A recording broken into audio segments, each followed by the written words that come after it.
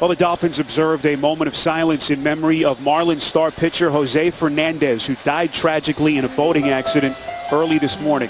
The Marlins canceled their game with the Braves after Fernandez and two others were killed when their boat crashed into the rocks off Miami Beach.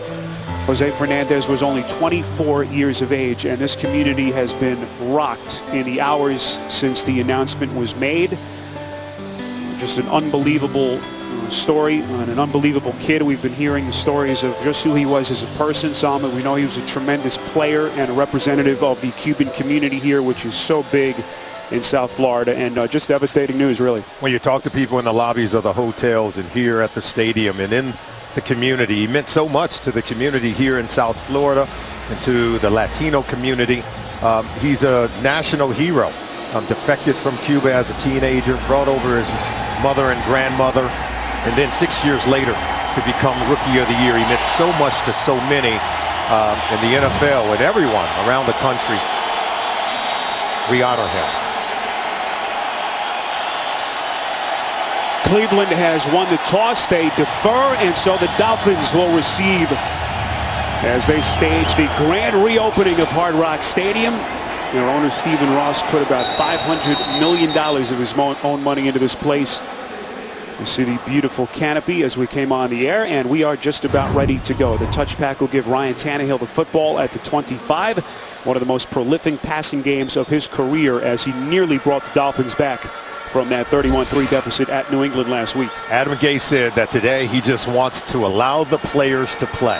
Put the game in the hands of Ryan Tannehill and allow him to control the game from the line of scrimmage. Expect him to push the ball down the field. Adam Gase is going to cut this offense loose, much in the same way he did in the second half of last week's game against the Patriots.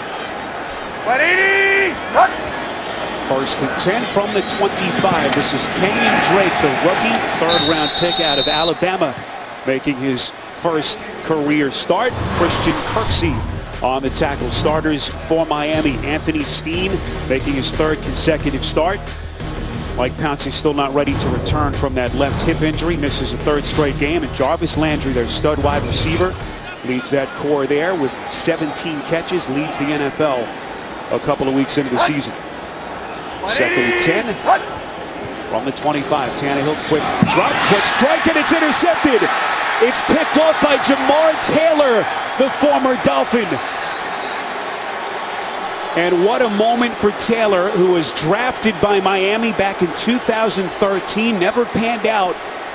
Makes the defensive gem for Cleveland. But he does a really good job of reading the slant here to the right side of your screen, looking, stepping right in front of his intended receiver, Kenny Stills. He's just reading Tannehill's mail. Now this it goes a long way into disrupting what the Dolphins plan to do. If you're going to put the game in the hands of your quarterback, the one thing he cannot do is turn it over in the early going of the game and put Cody Kessler on a short field to make it easy for this Cleveland Browns offense. And so here is Kessler. A whirlwind couple of weeks it's been for that young man as the 23-year-old takes his first career NFL snap. 1st and 10 from just outside the Dolphins' 30. Play clock down to zeros. And a flag is thrown. Play again. Offense. 5-yard penalty. Still first down. And already you're seeing, Spiro, the rookie mistakes. Cody Kessler in his first career start gets a delay of game penalty. He wanted to shift, wanted to motion, but he's got to be able to speed up that process. Now, I asked Hugh Jackson, what can you do to help the rookie quarterback? I think really just lining up and playing initially, I think would go a long way to help him to get into early rhythm.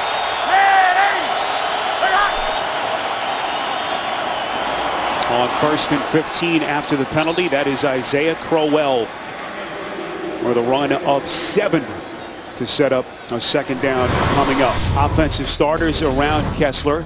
John Greco has to move over from his right guard position to play center today. That's because Cameron Irving is out with that bruised lung. We just saw Crowell leads the NFL with 6.5 yards per rush at 133 yards on the ground in that loss to the Ravens at home last Sunday. 2nd and 8 from the Dolphins' 32. Hurry, hurry, go! snap is fumbled by Kessler. And a shaky start continues. Kessler able to fall on the football, and you just can't even imagine what's going through this kid's mind here after a very ragged start. Butterflies are swirling. Everything's happening and going 100 miles an hour. You can see the snap right there from number 77. Remember, John Greco replaces Cameron Irving, who is your normal center, but he has that pulmonary contusion, and Hugh Jackson is missing his starting center.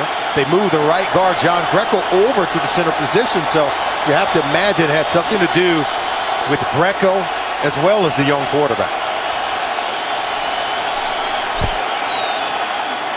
3rd and 9. Kessler under pressure. Sack football comes loose. Miami has it. Cameron Wake strikes early in this ball game. You can see Cody Kessler is not used to the tempo and the timing in which the ball has to come out. And Hugh Jackson can't be happy with the decision-making or poor decision of his quarterback. And there you see Wake. He's going up against Austin Pastor. Now watch, he'll get around him, but see, watch how long Kessler pats that ball. See, that ball has to get out. Pastor can't be expected all by himself to block Cameron Wake for, say, 4 seconds. Once the quarterback hitches the ball once, then twice, Spiro, the ball has to come out. That's the clock, that's the timing for the quarterback that tells him you've got to get rid of it. Jason Jones, the man who recovered the fumble for Miami. So Tannehill and his offense right back onto the field. 1st and 10. Running play called by Gase as Kenyon Drake picks up 3 to set up 2nd down. How about the defensive starters for Hugh Jackson and the Browns? Up front, Xavier Cooper makes the start for Carl Nassib, their stud rookie who broke his hand in their loss last week. Demario Davis coming over from the Jets in the offseason headlines the linebackers, and Tramon Williams making the start for Joe Hayden, who was a late scratch. Hayden tried to go through pregame warm-ups to test that groin injury that he tweaked in practice on Thursday, but just deemed himself unfit to play. So Williams, the longtime vet, makes the start on 2nd and 7. This is Drake again, who saw him and was a bit of a surprise, I think most people, as he continues to move that pile all the way close to the 50. And the officials say 1st down Miami. I think most people, with Arian Foster out with that groin injury, expected it to be Jay Ajayi to be the starter, but Adam Gase throwing Kenyon Drake a bone, the rookie 3rd-round pick out of Alabama. Yeah, Gase said that he likes all the 4 running backs. I think we're going to see some of Isaiah Pead. Obviously, we're getting to see Kenyon Drake, but he likes Jay Ajayi. And Damian Williams, remember him, played last year and had considerable snaps. On 1st and 10 from the 50, this is Drake. Inside Cleveland territory, all the way down to the 39-yard line. A pickup of 11, tackled by Demario Davis, another Miami 1st down. Kenyon Drake out of Alabama. Now watch him. He's going to come here, stick that foot in the ground, and watch him find the hole. He'll cut it back behind Danny Shelton right there to get to the 2nd. That's got tremendous speed and explosive ability to hit a home run in the run game. He'll run around. Now watch the blocking out in front. Remember, Jarvis Landry is like a running back. Picks up a block from the tight end, Jordan Cameron, and he is a tough guy to get on the ground. When he tucks it in, you better be prepared to tackle him or he'll break one and take it to the house. So this Cleveland defense on its heels already. Tannehill from the gun on 1st and 10. Has time, throwing end zone, it is caught! Devontae Parker for the Miami touchdown. There is a flag thrown at around the 8-yard line. It's a 26-yard touchdown catch if it stands.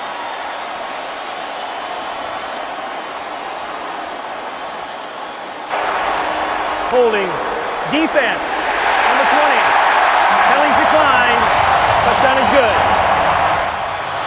That was Brian Body Calhoun, the rookie corner, on the coverage, and the man penalized.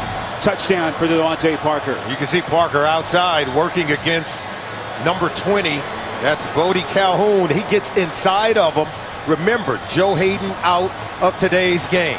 And so that means the 3rd, 4th cornerback, Bodie Calhoun, is going to be in there, and just an easy throw for Tannehill as the bigger and taller receiver, Devontae Parker, gets in front of the defensive back for an easy touchdown catch. 90th career touchdown pass thrown by Tannehill, and the 3rd this season to get Miami on the board first. Andrew Franks, second-year kicker on, and his point after is perfect. So Miami's defense getting the football back to Tannehill. It happened like this. Cam Wake leveling Kessler. And then Devontae Parker on the touchdown catch from Tannehill.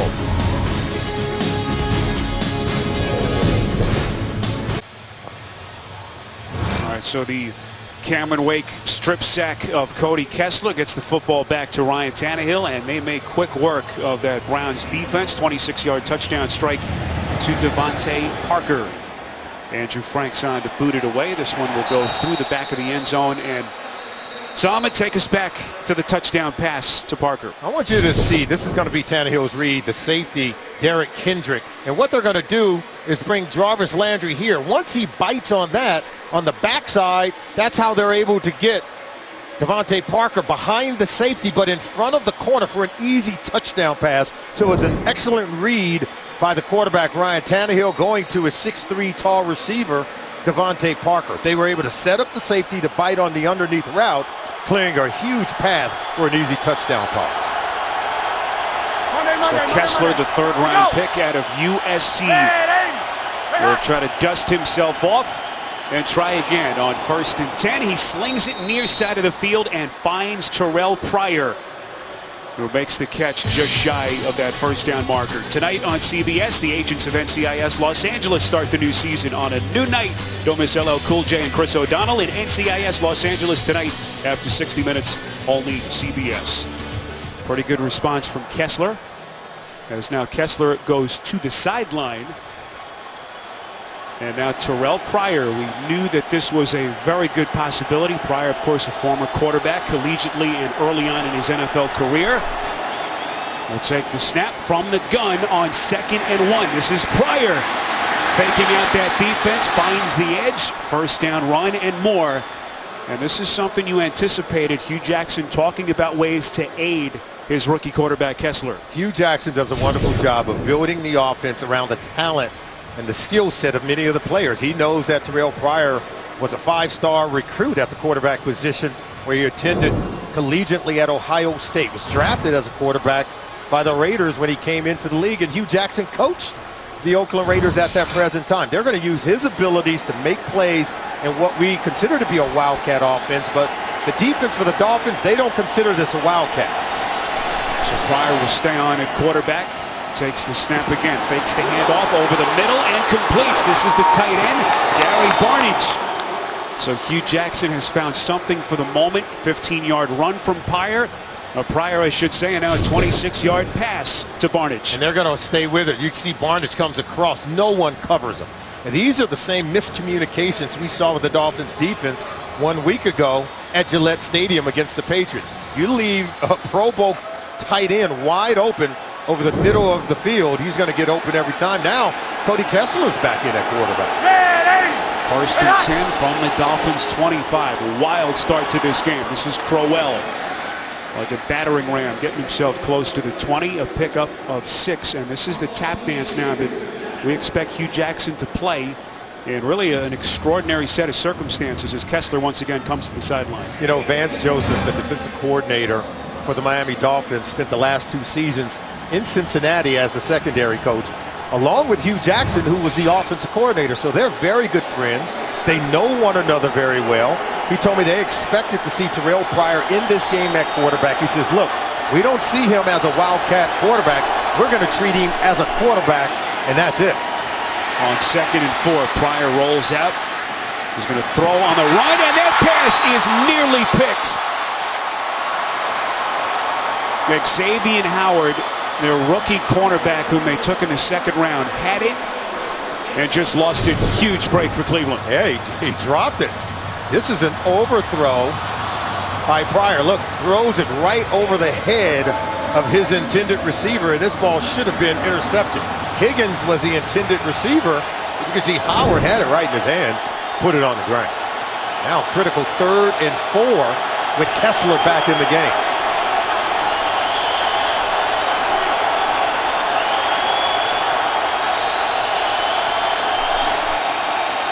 3rd and 4. Kessler goes underneath. This is Duke Johnson Jr., the Miami native, back in his hometown. Falls incomplete. Actually dumped down for a loss of 4, I should say. And the field goal unit comes onto the field. Rashad Jones was there on the tackle.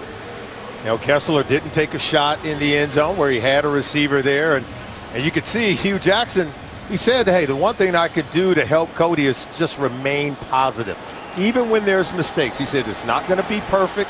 He said, but I have to remain positive to keep him in the ball game and help him to be able to make plays. And here is Cody Parker, who just joined the Browns on Friday night. Misses on a 41-yard field goal.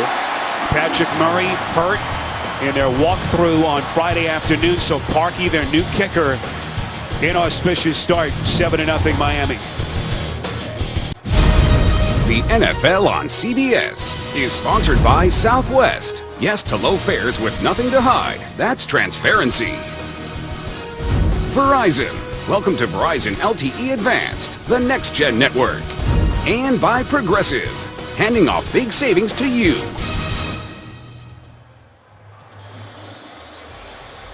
Well, the Miami Dolphins and their owner Stephen Ross have been waiting for this day, the grand reopening of a modernized Hard Rock Stadium. Finally get to their home opener here in week 3. You see that state-of-the-art canopy. This is what it used to look like from the top, and now this gigantic canopy that will keep about 90% of the spectators in the shade here and covered from the rain. It certainly has the look and feel of a different place here as we walked in this morning. It feels much cooler in this stadium, to be honest with you. As you know, this weekend the sun has come out and it's been an intense heat here in South Florida this weekend, but the fans are resting here comfortably, enjoying today's game. Already a couple of turnovers, one by each team, and Miami up 7-0 as Tannehill completes to Jordan Cameron. And it's just going to be so fascinating, Solomon, to see the influence that Adam Gase will have on Ryan Tannehill as this season goes on. Well, I think you can see him right now. He is running the offense. There it is, Adam Gase sending in the play to Ryan Tannehill. He can hear it, but once he gets to the line of scrimmage, he's going to read the defense, and he can check out of that play into another play and run pretty much his own offense. Tannehill with the handoff to Ajayi on 2nd and 5. Ajayi getting to about the 40, a pickup of 4. Jamie Meter on the tackle, and we spent some time with Tannehill on Friday, and he said this is the first time that there's really been a give and take where I've been able to elaborate and put my kind of opinion on what the game plan is each and every week. Yeah, in the past under Joe Philbin, remember Tannehill, he had to stick with the play that was called. He didn't have the option to be able to check out of it based on what the defense has given him. And, you know, everywhere Adam Gase has been, whether it's with Peyton Manning or with Jay Cutler, he's given his quarterback the ability to make the changes. On 3rd and 1, Ajayi needed the 41. This will be close. We'll see where the officials spot the football. Demario Davis is there on the tackle. No official signal just yet. And now the official signal, first down, Miami. You can see right now he's running the offense. He's going to read the defense, count the numbers in the box. If it's advantageous, they'll run it. If they crowd the line of scrimmage, he'll check to a pass play. 1st and 10. This is Ajayi again, and this is where, Solomon, they had the success last week. They were down at New England 31-3, and then in the second half they sped things up. Tannehill went with the no huddle, and they were a completely different offense. They were able to get in better rhythm. They sort of found themselves. You know, this is a new coaching system. It's a new offensive system as well. And so it's taken them some time to kind of find themselves within the offense. And I think they found it in the second half of that game. Let's see if it can carry over here today. Tannehill in the second half last Sunday, 22 of 27 for 273 and a couple of touchdowns as Miami nearly came all the way back. Little end-around play. Landry with the football. Taps dances his way close to the 45. We send you to New York and an update with JB and Tony. All right, Carolina moving strong. Yes, and a big reason is this man right here. Cam Newton fakes the handoff for the 3-yard touchdown. That caps a 7-play, 57-yard drive. Carolina up early, 10-0. Well, they are tough at home, 14 straight, trying to add to it. Back to Spiro and Solomon. All right, guys, wild scene in Charlotte, of course, with all the protests there that have been taking place downtown. Good start for the Panthers. Here's Tannehill from the gun on 3rd and 7. Browns coming. Dolphins pick it up, and the pass intended for Landry is incomplete. Landry appeared to be open on the play. Watch, he's going to turn out away from Demario Davis. The ball has to be right on him. See, it's overthrown, thrown outside the framework of the body of Jarvis Landry. And that's where Tannehill really does have to improve in terms of his overall accuracy when he's throwing the ball down the field. You have to be able to hit that receiver coming out of the break, and Landry's going to make a play for you, and you have yourself a first down. Here is Matt Darr, one of the top rookie punters a year ago in the NFL. Tramon Williams back deep at around his own 10. Williams signaling fair catch. Cleveland will have it right around their own 15-yard line when we come back to Miami on CBS. So your weekend starts on Thursday when the Miami Dolphins take on the Cincinnati Bengals. Thursday Night Football on NFL Network. So a short week coming up for the Dolphins. Spiro Dedes, Solomon Wilcots, rest of our CBS crew. Terrell Pryor, who's already taken a couple of snaps at quarterback, will do the same here. As Hugh Jackson just trying to get his offense comfortable with his rookie quarterback Cody Kessler on the sideline. 1st and 10 from just inside the 15. Pryor fakes the handoff. He's going to try to find the edge and brought down by Rashad Jones, one of the best run-stopping safeties in the NFL. What about Cody Kessler, the 23-year-old making his rookie debut? We met with him last night, as composed as any 23-year-old you've ever met. But Salma, nothing can compare you for that first NFL game. No, the speed of the game and understanding the ball's got to come out of your hands like holding on to a loaded hand grenade. They're going to hit you, and that's why you have quarterbacks ahead of him. Josh McCown out. He's injured. Robert Griffin III, he's out. He's injured. So you get Cody Kessler. He's the 3rd quarterback, and he's taken a beating so far today. On 2nd and 11. Cleveland keeps it on the ground again. Duke Johnson crosses the 25 and a first down run close to the 30, a pickup of 14 yards. And we saw Kessler hobble to the sideline a couple of times. You have to wonder how he's feeling physically. Well, this is what you have to really see there. Look at that. Just good vision. They have to be able to rely on the running game. And if you are going to manufacture yards with a 3rd string quarterback and a young rookie like Cody Kessler, you have to be effective running the ball today. 1st and 10 from around the 27.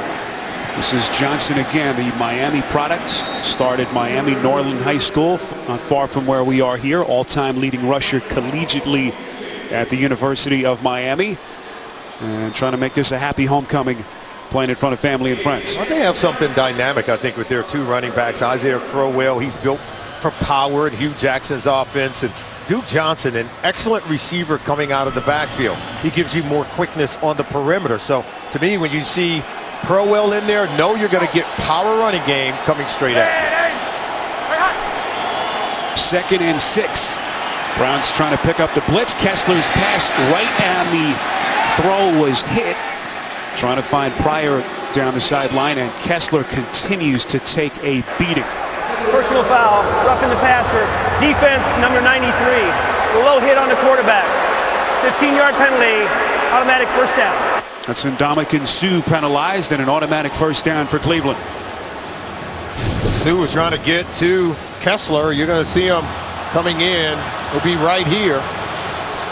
And you'll see him come in late. Oh, he called the wrong number. It was actually number 53, Jelani Jenkins. And look at the missed block right there by Crowell. But see, he was already on the ground. He was just kind of trying to get to the quarterback. It certainly disrupted the throw by Cody Kessler. Well, it is not safe to be a quarterback for the Cleveland Browns these days. Kessler trying to stay in one piece at the moment. End around play. This is Andrew Hawkins, the young speedy wide receiver. As Miami's defense was not fooled, it'll be 2nd down coming up. You know, they called Ndamukong Suh, and he was nowhere near the quarterback. it's almost the reputation of Ndamukong has been much maligned, and I think falsely so. He's been playing really well here for the Dolphins so far this season. On 2nd and 9, that is Duke Johnson, who is rolled up behind the line of scrimmage. Loss of a yard as Mario Williams leading a host of tacklers for Miami, and Johnson is still down. It looked like his legs got caught underneath him on that play as the Cleveland trainers, who have been awfully busy this week, come onto the field. Grand reopening of Hard Rock Stadium, 7-0 Miami. There's Duke Johnson able to walk off on his own power as they continue to take a look. And now what do they do here on 3rd and 10 in what has been an awfully shaky start for their offense? Cody Kessler, the 23-year-old rookie, from the gun, throws over the middle and finds Pryor. 19 yards and a Cleveland first down inside Miami territory. How about this? Terrell Pryor at the bottom of the screen working against Byron Maxwell, who's struggling from off coverage. He's used to playing that press man-to-man, but from off doesn't do a good job of reading, doesn't redirect Pryor, allows him on that inside position, which creates an easy throw for Cody Kessler. Right now, Terrell Pryor is the best player on offense for these Cleveland Browns. Pryor, who made the conversion from quarterback to receiver last season, once again takes the snap on 1st and 10. This is Isaiah Crowell inside the 35 and close to the 33-yard line. As that takes us to the end of the first quarter, Miami in front of Cleveland 7-0. We'll return to South Florida after these messages. You're watching the NFL on CBS. Well, it's not often that your most seasoned quarterback also happens to be your #1 receiver. That's exactly the case for Cleveland. Well, right now he's the leading passer, he's the leading rusher, and he's also the leading receiver in this game for the Cleveland Browns. And so Hugh Jackson tailoring the offense around the talents of Terrell Pryor as he converts on 3rd and 11 to create a first down. He's making all the plays, whether it's throwing the ball, whether it's rushing it, or catching it down the field. We know Charlie Whitehurst is also available today. He is their official #2 quarterback, but you can't expect much from him. He was just brought in around Tuesday of this week. Still trying to catch up with the playbook. As Rashad Jones blowing up Crowell on 2nd down for a loss of 3. This guy has been dynamite for Miami. He is a phenomenal player. Look at him. He lines up here. They don't account for him. They don't block him. And he's able to knife in and tear up Isaiah Crowell. This team is playing some young wide receivers. Okay, some rookies. Ricardo Lewis, Jordan Payton, Rashad Higgins. They've got to be able to block. They've got to be able to make some plays for their quarterback, Cody Kessler. 3rd and 9. Kessler's pass over the middle, thrown low. It is caught. That's Barnage, the tight end, had the catch earlier from Pryor. A pickup of 8, very close to the first down marker, but appears to be about a yard short. Looked like he could have caught it and rolled forward. I don't know if they touched him down initially. Right there. Oh, no, Kiko Alonso did touch him. But he did fall short. That was a great catch. Is he able to pull it in from the body? I think the catch is good. As he corrals it, you can see Kiko Alonso did touch him just short of that first down marker. This will be a 46-yard attempt for Cody Parkey, who missed earlier from 41. Again, Parkey, if you've just joined us, signed on Friday. He did not join the team until late Friday night, and he bangs this one in by the skin of his teeth to get the Browns on the board.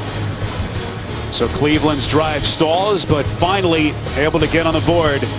7-3 on CBS. Browns scoring drive, 10 plays, 58 yards. Shoot up just over 5 minutes of clock. 46-yard field goal by Cody Parkey, and seems like everything they're doing offensively, Solomon, built around Terrell Pryor. They're built around his talents to run it, throw it, and catch it down the field. Jakeem Grant will signal for the fair catch. 7-3 Miami on CBS. Week 3 continues later today on CBS, and for some of you on Fox. And tonight, Sunday Night Football on NBC, and tomorrow, Monday Night Football on ESPN, Atlanta and New Orleans. There's Hugh Jackson, who had to wait 5 years to get another chance at becoming an NFL head coach, and he has had a lot of bad luck, but just trying to grit his teeth, Solomon, and coach his way through it. Yeah, all those quarterbacks. You can see RG3 there along with the offense coordinator, Pep Hamilton. Charlie Whitehurst, number 15. They picked him up this week, as Hugh Jackson is explaining and coaching up Cody Kessler to try to get him going within the offense. They're going to need more than Terrell Pryor if they're going to put significant points on the board against this Miami Dolphins defense today. So here's Tannehill. 2 of his first 4, 31 yards, already a touchdown and an interception. This time finds Landry, who is brought down at around the 30. Such a tough start to Miami's schedule, and for Adam Gase, how about starting your NFL head coaching career against 2 teams that are expected to fight for the Super Bowl in Seattle and New England, and we're really a couple of plays away from winning in both of those games. See communication from Tannehill. So they're going no huddle, but not necessarily up tempo here. 2nd and 6.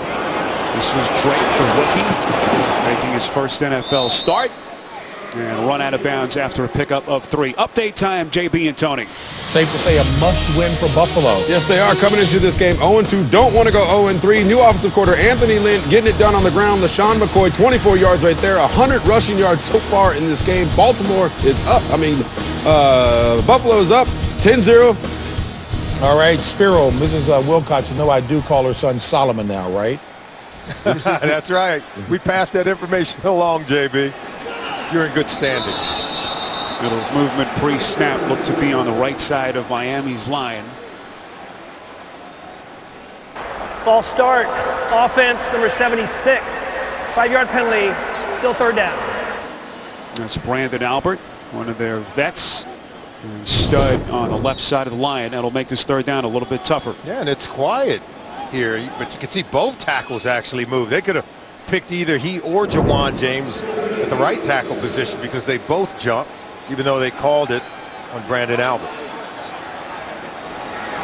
So 3rd and 8 after the penalty, as they mark it just outside the 27.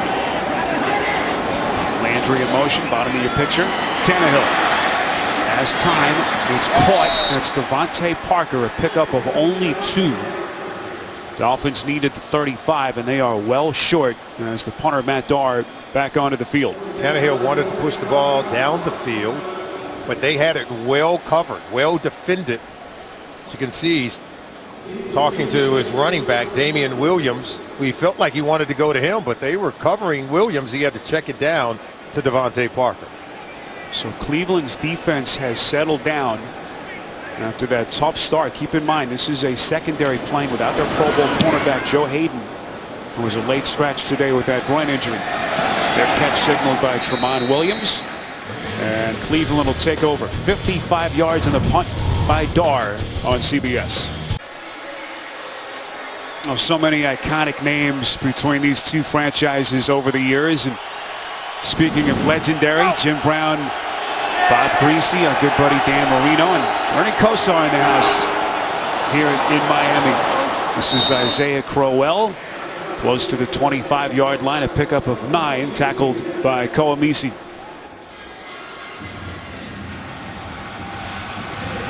Jordan Cameron, we have just been told, is being evaluated for a concussion. We'll try to get you an update as quickly as we can.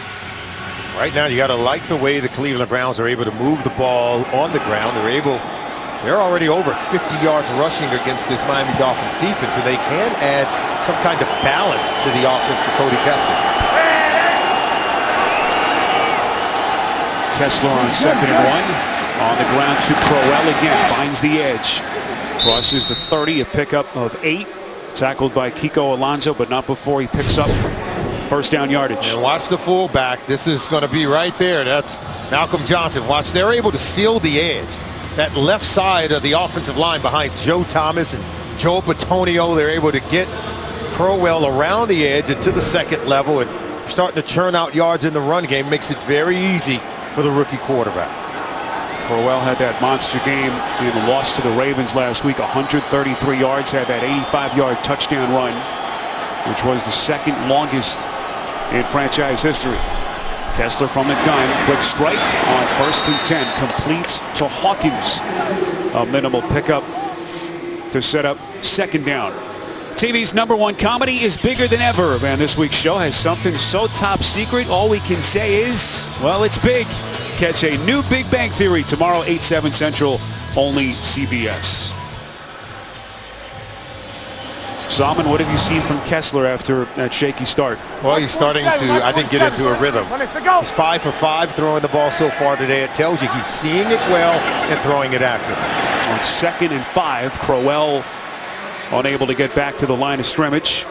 Just a whirlwind for Kessler. 15 days after he was inactive week 1, #2 quarterback last week, and suddenly thrust into a starting role here in week 3. But many of these throws have been of the check down, easy kind of reads, an easy throw variety, just to get him into rhythm. As you take a look at Josh McCown and Robert Griffin III, they're sitting back and watching the rookie quarterback. But let's see if they allow him to throw the ball down the field, Spiro.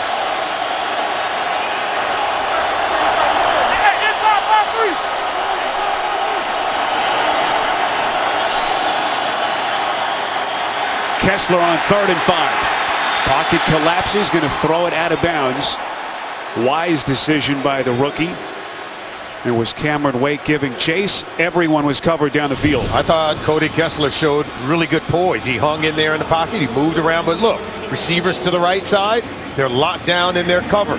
Receivers to the left side. We talked about the rookies that are going to play today.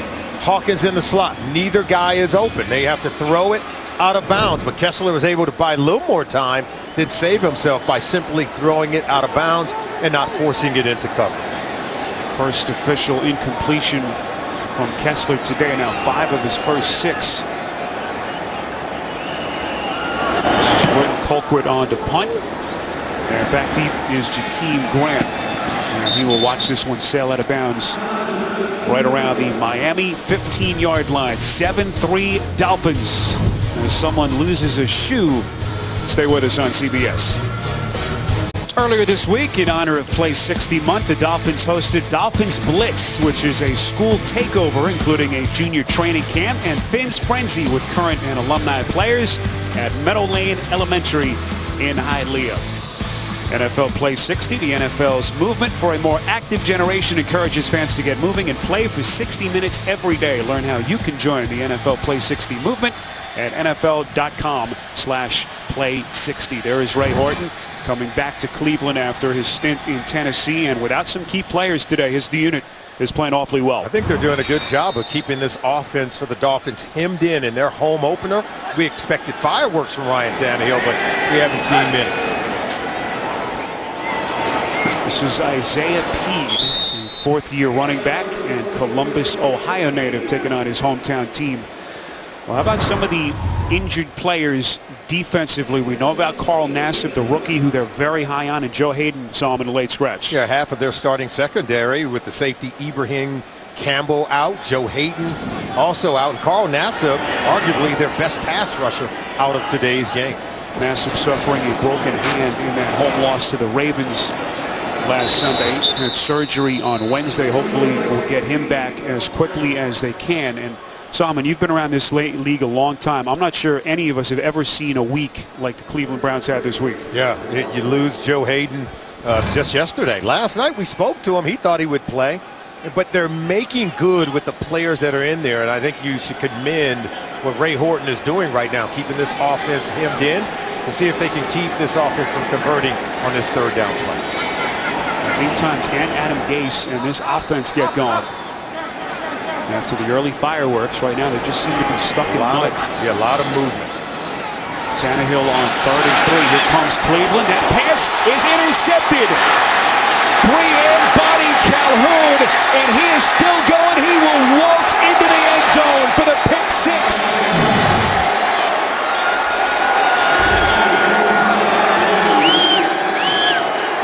This was very confusing for Ryan Tannehill. His 2nd interception of the game. Now take a look at this. Look how many guys are standing up on the line of scrimmage. So what happens is you can't set your protection. They don't know who's coming, who isn't. And so look, he gets hit as he's throwing the ball. It sails over the head of the intended receiver, Landry, and then you see it's intercepted, return for a touchdown. Complete confusion, and that's what we were alluding to with the job that the defensive coordinator, Ray Horton, is doing with really a bunch of non-starters and makeshift members on defense, confusing Ryan Tannehill and forcing critical errors. So Brian Body Calhoun, acquired off waivers from Jacksonville after the Jaguars took him undrafted as a rookie free agent a few months ago. 27 yards on a pick six, and the Cleveland Browns shorthanded move in front for the first time. Well, the art scene very vibrant in this grand reopening of Hard Rock Stadium, home opener for the Dolphins, and so far it has not gone according to plan.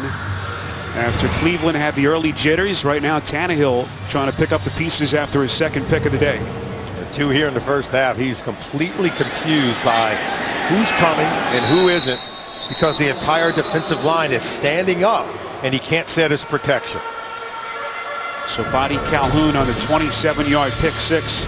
Solomon, what have you seen? Well, I just see someone who's trying to force the ball into the intended receiver. I see a lot of guessing and uncertainty as they are starting to get hits on him, forcing the errant pass, but he wasn't sure where he wanted to go with that throw to begin with. But he's being hit, knocked around, and confused at the line of scrimmage. They said they wanted to put more on Ryan Tannehill, allow him to control the game at the line of scrimmage. Well, he's playing a chess match with the Browns defensive coordinator, Ray Horton. So Tannehill now 4 picks that he has thrown in the last 2 games. So Miami now down for the first time. Tannehill trying to make something out of nothing on first down. Nate Orchard on the tackle for Cleveland. We'll get the CBS Sports app for inside access to breaking news and expert analysis of your favorite team. It has everything you need. Download the CBS Sports app today. No energy in this Miami Dolphins offense. This place is eerily quiet. On 2nd and 8. Tannehill slinging it. Solomon, you expect the crowd to quiet down when the offense has the football, but this place right now just doesn't have much juice. As Cleveland has answered, and Tannehill finally able to move the chains. See, they're going no huddle, but they're moving really slow. Tannehill's trying to read the defense because he's calling the plays at the line of scrimmage. He's setting his protection.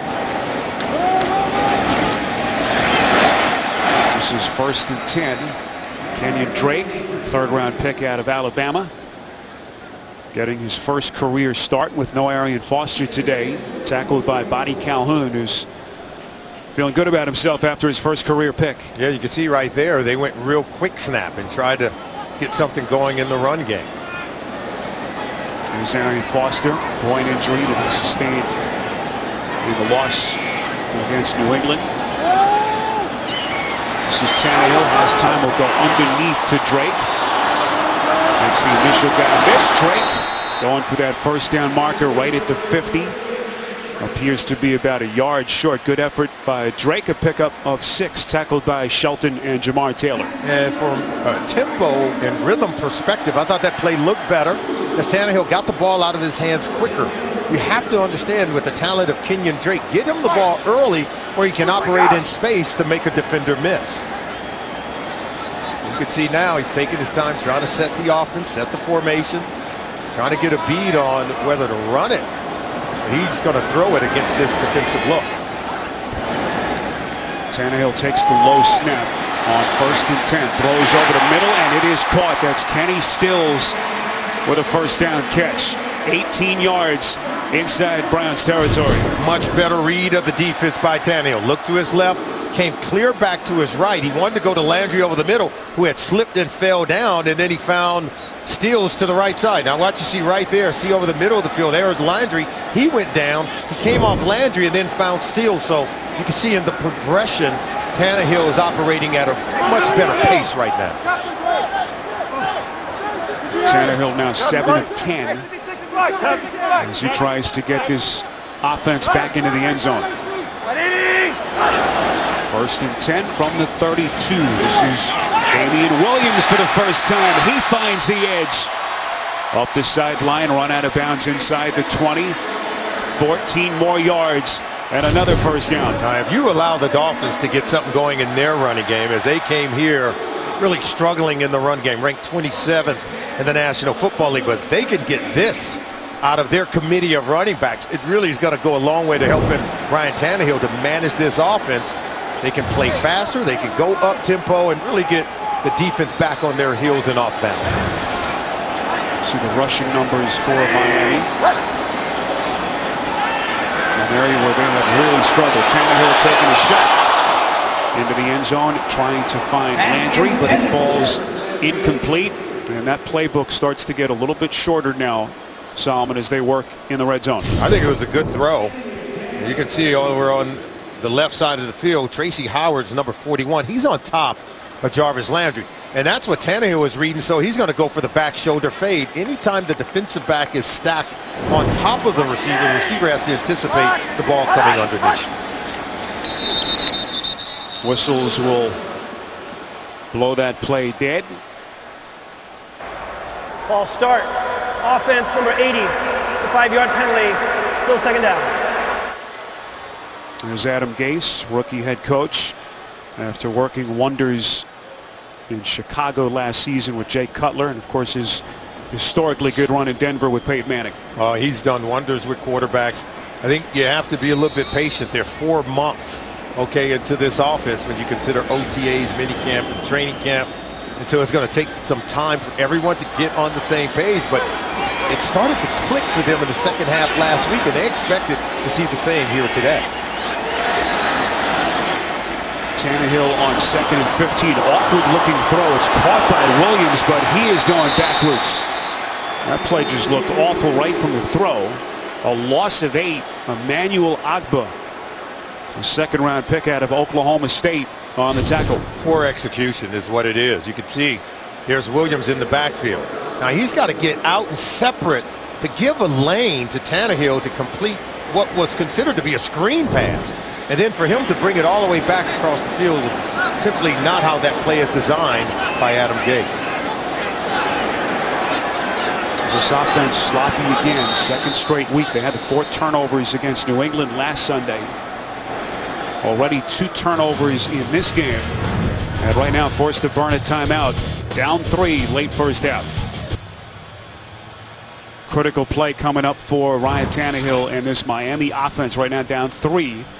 What do you do here if you're Adam Gase? I think you try to isolate, as you did in the first quarter with Devontae Parker. They got him matched up against an inexperienced cornerback and took a shot into the end zone. I think providing you get the look you want from this defense. Remember, 2 starters are missing from this Cleveland Browns secondary. You expect the protection to hold up. And if you can get the matchup you want, then you have to take a shot down the football field and try to get big-time points here. Kenyon Drake, their rookie running back, lines up bottom of your picture. Split out here on 3rd and 24. Tannehill throws over the middle. It's caught. It's Deion Sims, the 4th-year tight end. A pickup of a dozen, so we'll get into much more favorable field goal kicking range for Andrew Franks. Yeah, Jarvis Landry streaking right down the middle of the field. It was well covered, but that's what opened up the area underneath for the big tight end, Deion Sims, to catch the ball and get it inside the 20-yard line. Well, before Franks will kick, 2-minute warning in Miami in a 10-7 Cleveland lead. Coming up, the Verizon halftime report. JB and the fellas standing by in New York. They'll get you caught up on all the scores and highlights, as well as a preview of Thursday Night Football coming up on NFL Network. All next on the Verizon halftime report. 37-yard attempt by Andrew Franks. And this game is tied. But right now, Adam Gase thinking about how he can jumpstart an offense that just appears to be lethargic at this point, Solomon. They had that great second half in the loss in New England last week. You thought that would probably carry over, but just hasn't until this point. No, it hasn't, because this offense has been lethargic. What did Ryan Tannehill told us? We expect to have what we call ludicrous speed. They have one word that tells everyone what to do, so it's not a lot of verbiage within this offense. We haven't seen ludicrous speed. We haven't even seen them throw it in another gear. This offense has been lethargic. It's been very slow. I think the progression and the reads of the quarterback, it starts with Tannehill. He's got to be able to have the energy and infuse everyone in the huddle with that same energy and be able to read accurately and get the ball out of his hands to get this offense going today. The ludicrous speed and the Spaceballs reference just made me very happy when Ryan Tannehill told us about his offense and speeding things up. But certainly a lot to talk about for them during that halftime locker room. Spiro Dedes, Solomon Wilcots. Nice to have our producer, Ryan Galvin, back with us after his little stint on the disabled list. And, of course, our director, Andy Goldberg, rest of our great CBS crew from Hard Rock Stadium here in Miami. Tracy Howard will take a knee, and they'll have it at the 25. How about the wisdom of Solomon here in Week 3? My observations entering Week 3, the Raiders have allowed 500 yards total offense in back-to-back games for the first time in franchise history. So much for that improvement. And Carson Wentz has become the first rookie quarterback since the merger in 1970 to win his first 2 games and throwing no interceptions. And how about Trevor Siemian?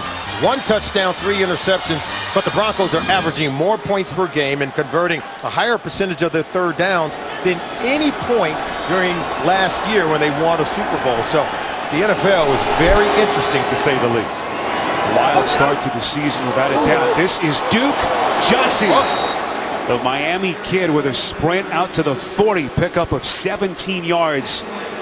As now we see Kessler try to run a 2-minute offense. Yeah, Kessler is going to run the 2-minute offense, something he has to be able to do. Remember, he played at USC in a pro-style system, so he has a great foundation for understanding NFL offense. Kessler on 1st and 10, under duress again. Will throw on the run, and he completes. What a play by Kessler, able to locate Pryor right along the sideline and right at that first down marker. First down, Cleveland. And this is why Hugh Jackson, as you take a look, both feet, that was close. It's like 1 foot was down. He had them both down until the ball arrived, but, you know, Kessler is beginning to come on. Kessler now 6 of 7. Running play called here by Jackson. As Duke Johnson will pick up about 3 here. Cleveland with all 3 timeouts remaining. And they will take one here with $1:18 remaining. And Kessler now a chance to catch his breath. Another reminder, Verizon Halftime Report coming up next. JB, Tony, Bart Boomer, and Coach Cowher standing by in New York. It's your preview Thursday Night Football coming up on NFL Network. All to come on the Verizon Halftime Report. Hugh Jackson, Solomon, has to be pleased with his rookie since that shaky start. Let's see how pleased he really is with him, because when you allow Kessler to push the ball down the field, I think this is a good opportunity. You're in plus territory. It's 2nd and 7. This is usually when you take a shot down the field. Hugh Jackson is known to be a very aggressive and creative play caller, using his talent in terms of the receiver and quarterback to get the ball down the field. You see he's yelling to Cody, hurry up, catch the defense off balance and get the ball snapped. You saw Cody Parkey, their newly signed kicker, warming up on the sideline. 2nd and 7. Kessler letting her rip far side. He's got Pryor again. All the way down to the Miami 20. 25 yards and another first down. Did I tell you they push it down the field there? This is the perfect spot on the field where you try to go deep. Now, with the cornerback stacked on top, so you go underneath on the throw. It was great anticipation, and Kessler read the coverage of the defensive back. If you stacked on top of Terrell Pryor, why throw it over the top? Allow him to use that big frame that he has and throw it underneath, and he can make the catch and still create a big play. The transformation of this kid from a quarterback to not only a receiver, but a #1 receiver on an NFL team in the span of a year, Solomon, has been nothing short of remarkable. Remember, Al Saunders is the wide receiver coach here with the Cleveland Browns. By far one of the best receiving coaches in the NFL. 37 years of experience. He's coached a lot of great players, and now using that knowledge and transferring it to the talents of Terrell Pryor.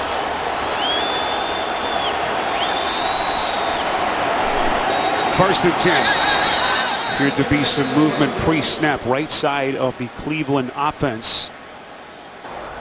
False start. Offense number 67. 5-yard penalty. Still first down. It's Austin Pastor, their 4th-year right tackle. Austin Pastor, 67.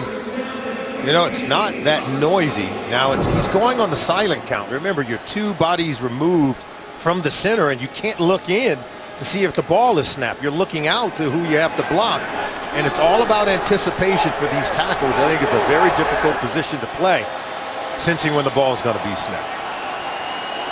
After the penalty, 1st and 15 from the 25. Kessler again sees the pressure coming and just throws this one into the end zone. Pryor, the closest receiver to him. So 65 seconds to play, and the Browns down to their final timeout. Yeah, you know, he understood that, look, Pryor's going to be here, but look at the pressure coming. He's going to be open, but he throws it over the top as opposed to underneath. And you can see he was open. If he would have delivered a shot underneath to Pryor, he's going to beat Byron Maxwell on that play, but Kessler threw it over the top instead. If you've just joined us, Kessler 7 of 9, 71 yards, and a couple of fumbles early, one of which he recovered. So far, Pryor has been his favorite target with those 4 catches. Here he is throwing end zone, and it is batted down by Byron Maxwell. Excellent recovery as Kessler looking almost exclusively to Pryor at this point. This is where Byron Maxwell is at his best, is impressed top-down man-to-man cover. See, he stays stacked. He's able to push Pryor nearly out of bounds, is able to shrink the space that Pryor has to operate. Just a really great play by Byron Maxwell. Where does Hugh want to go here on 3rd and 15? I think you have to go elsewhere. They've tried Pryor significantly. I think you've got to allow Andrew Hawkins to make a play for you. I think you got to allow one of these young rookie receivers to make a play. And you can see Duke Johnson, if you get him matched up against a safety or a linebacker, get it to him as well. 3rd and 15. Kessler under pressure, and he is brought down right at the 20. You see a marker come in behind the play. Jason Jones able to wrap him up. It is officially a pickup of 5. But this one could be coming back. Yeah, if it's a holding call, this is the worst case scenario other than a sack or a turnover. Holding. Offense. Number 67. 10-yard penalty. Replay 3rd down. So the second penalty on this possession against Pastor. Austin Pastor, yep, at the top of your screen gets Cameron Wake. Talk to the defense coordinator, Vance Joseph. You know, Wake, they're limiting his number of snaps, trying to keep him fresh. He's the DPR, designated pass rusher. I think it's really good usage of the talent. There's Vance Joseph, defensive coordinator, facing a big play. You know, he wants to come after Cody Kessler, but Kessler has shown good poise under pressure today. 3rd and 25 for Kessler. Goes underneath. This is Johnson. It's close to the 30, a pickup of 5. That'll get their kicker Cody Parkey a little bit closer. Bobby McCain on the tackle. And once again, Kessler took a hard hit, as now Miami will burn a timeout. I told you, Hugh Jackson and the defensive coordinator for the Dolphins, Vance Joseph, they have a great relationship. But look, he said, yeah, I know they're going to come after my young quarterback. Cody knows they're going to come after him. We all know they're going to come after him. We're going to find out how tough he is. Right now, Cody Kessler is hanging in there. So here is Cody Parkey. We told you about the injury sustained by their usual kicker, Patrick Murray, who was hurt in their walkthrough on Friday. That's the kind of week. You know you're having a rough week when the kicker gets hurt in the walkthrough. So Parkey was signed on Friday. Flew into Cleveland late Friday night. He's already missed one and made one. It was good from 46. This attempt from 48. Plenty of leg, and he is good. So the Browns retake the lead again with under a minute to play in the second quarter. I got to tell you, Hugh Jackson is doing one well of a job of coaching his team here on the road in Miami. With a backup kicker, third-string quarterback. He loses his talented first-round pickup receiver, Corey Coleman. He's just finding a way to get it done. Even without his Pro Bowl cornerback Joe Hayden, they've got 2 interceptions off of Ryan Tannehill. This is coaching at its finest in the NFL. Well, Hugh Jackson, one of the most respected coaches certainly in the NFL, the 50-year-old Los Angeles native. Such a marvelous run next to Marvin Lewis as their offensive coordinator in Cincinnati the last couple of years. And everyone kind of knew around the league he'd get his chance, and here he is trying to coach his way through some incredible adversity they've had the last couple of weeks. As you well know, when we're calling games, we're meeting with the teams. We are, you know, we're impartial. And I said to Hugh Jackson, all right, coach, you know, as he was leaving the meeting, coach, give him a fight. He looked at me and said, we're not going to give him a fight. We're going out to win. He was very stern with that. You saw retort. that competitive look that you see right now. That's kind of the look he gave me. He is as feisty a coach as there is in the NFL. And right now his team has taken on his personality, playing through some extraordinary circumstances against the Dolphins team playing their home opener. And the reopening of this stadium here in South Florida. Oh, Ryan Tannehill's got to get it figured out. Because right now, Ray Horton, the defensive coordinator for the Cleveland Browns, he's winning the chess match. He has Ryan Tannehill a little bit confused at the line of scrimmage. That's why there's a little delay in the processing of getting the offense set at the line of scrimmage, getting the ball snapped, and coming off the ball with great enthusiasm and energy. Miami down to their final timeout. We'll see if they take a couple of shots down the field here. We'll just wave the white flag. Tannehill goes through his progressions. Underneath it is caught. It's Kenyon Drake, the rookie running back, short of the 30. And now Gase will burn his final timeout. Solomon, would you like to see them take some shots down the field, or they just pick up the pieces and regroup in the locker room? Certainly, I think that's why they use the timeout. Usually when you get that first play that kind of gets it going, I think you've got to figure out, okay, how do we get some energy within the offense? And right now, I think they're trying to get the offense set, make sure they have the right personnel to get down the field as well. They don't have real burners at the wide receiver position with the Miami Dolphins. As talented as they are, they don't have the great speed merchant among this group. And so they have to manufacture the ability to get the receivers deep and down the field by getting the coverage to bite up. Cleveland will have the football to start the second half as Tannehill throws a dart, and it is caught by Kenny Stills right at the 45-yard line. Dolphins can't stop the clock. Pickup of 16 yards and a first down. Tannehill will spike it, and that'll stop the clock with 21 seconds left. But you can see they were able to manufacture by alignment and the route combination. They were able to get Stills open down to the 45-yard line, and so they're trying to dial up another play against a similar look, maybe to the other side of the field, that allow them to be able to push the ball and get it into field goal range.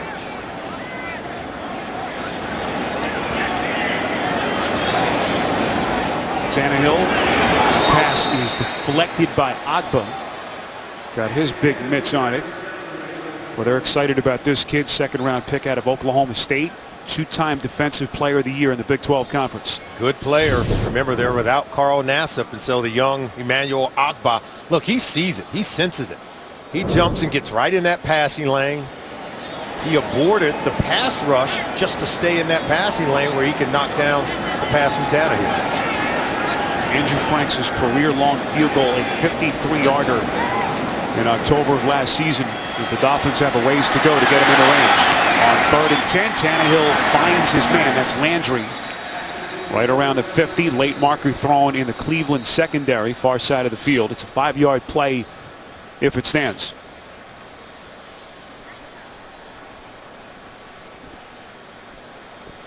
Seemed to be out where the receivers were operating in coverage in the secondary. Our referee is Cleet Blakeman. Illegal contact, defense, number 58. Penalties 5 yards from the previous spot. First down, Miami. That's the linebacker Christian Kirksey penalized. There you're going to see Kirksey right there. Now watch him. He's going to jam the receiver downfield right there beyond 5 yards. That's an illegal touch of the receiver. You only can jam him within 5 yards of the line of scrimmage when they're running a pass route. And Kirksey has been graded out as one of the top coverage linebackers in the NFL by Pro Football Focus, but he was called for the penalty there. 1st and 10. Tannehill from the shotgun. Up the far side of the field, and it is incomplete. Intended for Devontae Parker. Cleveland Browns defense smartly and rightly so, with only 5 seconds left. It was 10 seconds when they ran this play. They know the receivers are going to have an out-breaking route because you got to catch it and still get out of bounds to stop the clock when you consider that the Dolphins are out of timeouts. And so they were playing to the situation. It's just well coached. Jamar Taylor in great position now. Not enough time in my mind to be able to catch it, get out of bounds, or even get up to it and spike it to stop the clock to present a field goal opportunity. Hugh Jackson has 4 defensive backs way down in front of his own end zone as Tannehill goes underneath to Stills, but the Dolphins are going to run out of clock. Officially a 28-yard pass play as the Cleveland Browns showing some grit. Up 3 as we reach halftime in Miami. We'll be back with the Verizon Halftime Report after this message and a word from your local station. You're watching the NFL on CBS.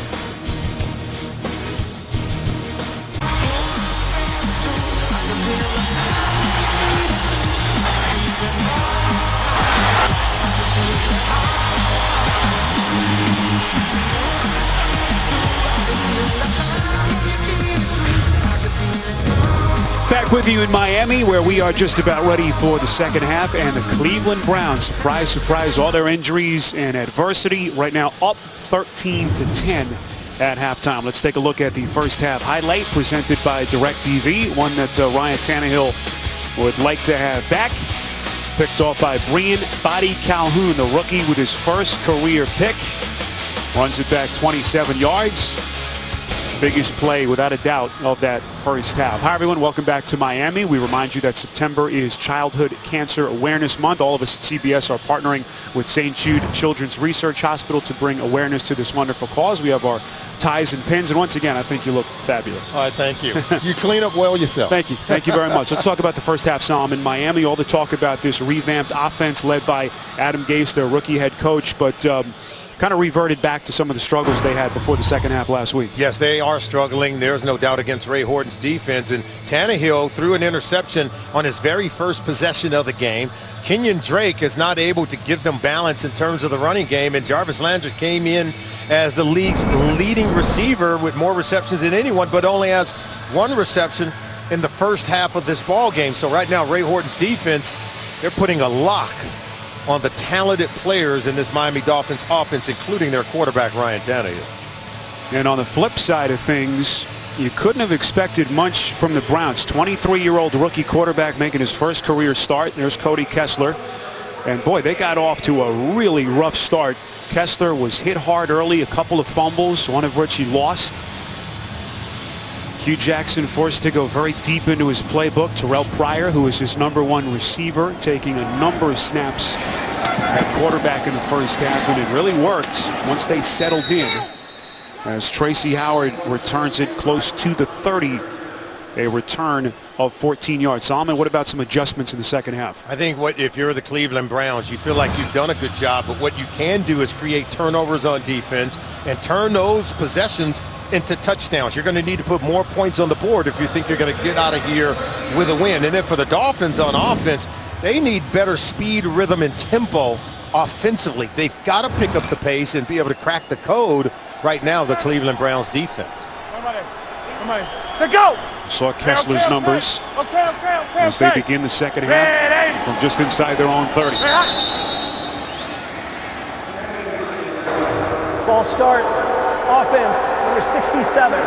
5-yard penalty, still first down. Boy, that is the 3rd penalty called against Austin Pastor. He had 2 of them against him on Cleveland's last drive of the second quarter. We talked about Hugh Jackson's done a masterful coaching job in the first half to take the lead at halftime, but you can't have the penalties, can't have the errors and costly mistakes and beat yourself.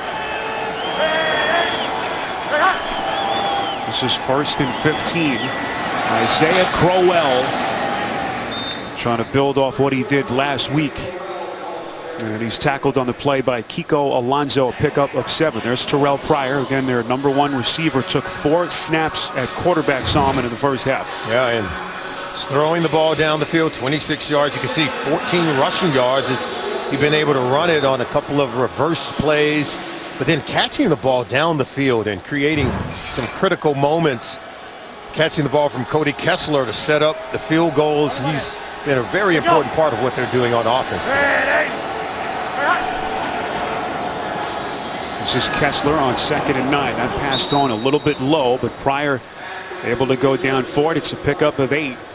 And Hugh Jackson has been around this kid a lot. He was the one who drafted him in the 3rd round of the supplemental draft in Oakland back in 2011. Had him as a quarterback.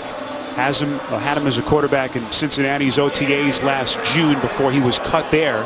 And it was really Hugh Jackson who is responsible for making the recommendation to Pryor to make the switch to wide receiver.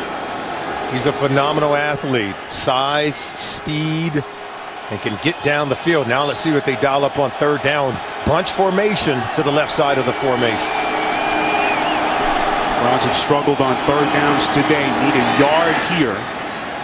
We'll see where the officials spot it. Needed the 40. 1st down, Cleveland. That was just a real masterful play design. I thought they were going to throw it, maybe some bubble screen over to that trips and bunch formation. What they did is they saw they had the numbers in the box that was advantageous to check to the quick run play by Isaiah Crowell, who was able to get across that 40-yard line, hit the marker just enough to get the 1st down. Cole Meese has a neck injury. His return is questionable. And that could be some big news for Miami, one of their starting linebackers. Pryor again taking the snap at quarterback. Able to elude a sacker and runs out of bounds, but he just shows you how athletic he is. Just a freakishly gifted athlete. Able to run out of bounds and avert disaster. That was Cameron Wake, who's pretty athletic himself, as he's bearing down on Terrell Pryor. Look at this. He'll unblock. Think he's going to come in? No. Look at the quickness of Terrell Pryor. We talk about his overall athleticism, that speed that he has at the wide receiver position bodes well when he's in the pocket with an unblocked defender bearing down on him. 2nd and 10. Kessler back under center. Goes play action. Going to throw on the run and has his man. It's Barnidge. The tight end inside the Miami 40. 22 yards on a well-thrown ball from Kessler. Oh, they scheme the tight end open. See, here's Barnidge. Watch him check and release and come open. As they go reverse bootleg, they start one way, roll it back the other. The defense just leaves Barnidge wide open. And if Rashard Jones isn't there to get him off, get him down, probably score a touchdown. So right now, you can see that Hugh Jackson is setting up his plays in a way to keep this defense off balance, keep them guessing, and to get receivers open. Barnidge putting together a nice day. 3rd catch, 56 yards. He's been a good target for Kessler. Another completion, and the football comes loose. That's one of their rookie receivers, Ricardo Lewis. The officials will rule this a catch and fumble, and recovered by Cleveland. So officially, it's a pickup of 5 for Lewis, the 4th round pick out of Auburn. Yeah, this is not a bang-bang play. He catches it. He gets going. I mean, he protected himself, and he made what we call the requisite football move. And then the ball came out. So, yes, it was a fumble, but he was able to recover it himself. Lewis, another Miami native, prepped at Miami Beach Senior High School. He's been mostly a special teams player the first 2 weeks. This is Johnson inside the 20. And finally brought down after a 16-yard burst and another Cleveland 1st down. Oh, what a fast hitting play. Watch him cut it back. And he just really rips right through the defense. And what a tackle by Isa Abdul-Quddus. This is a collision downfield, and Quddus is still able to make that tackle. That's an excellent tackle because I thought Johnson was going to run right into the end zone.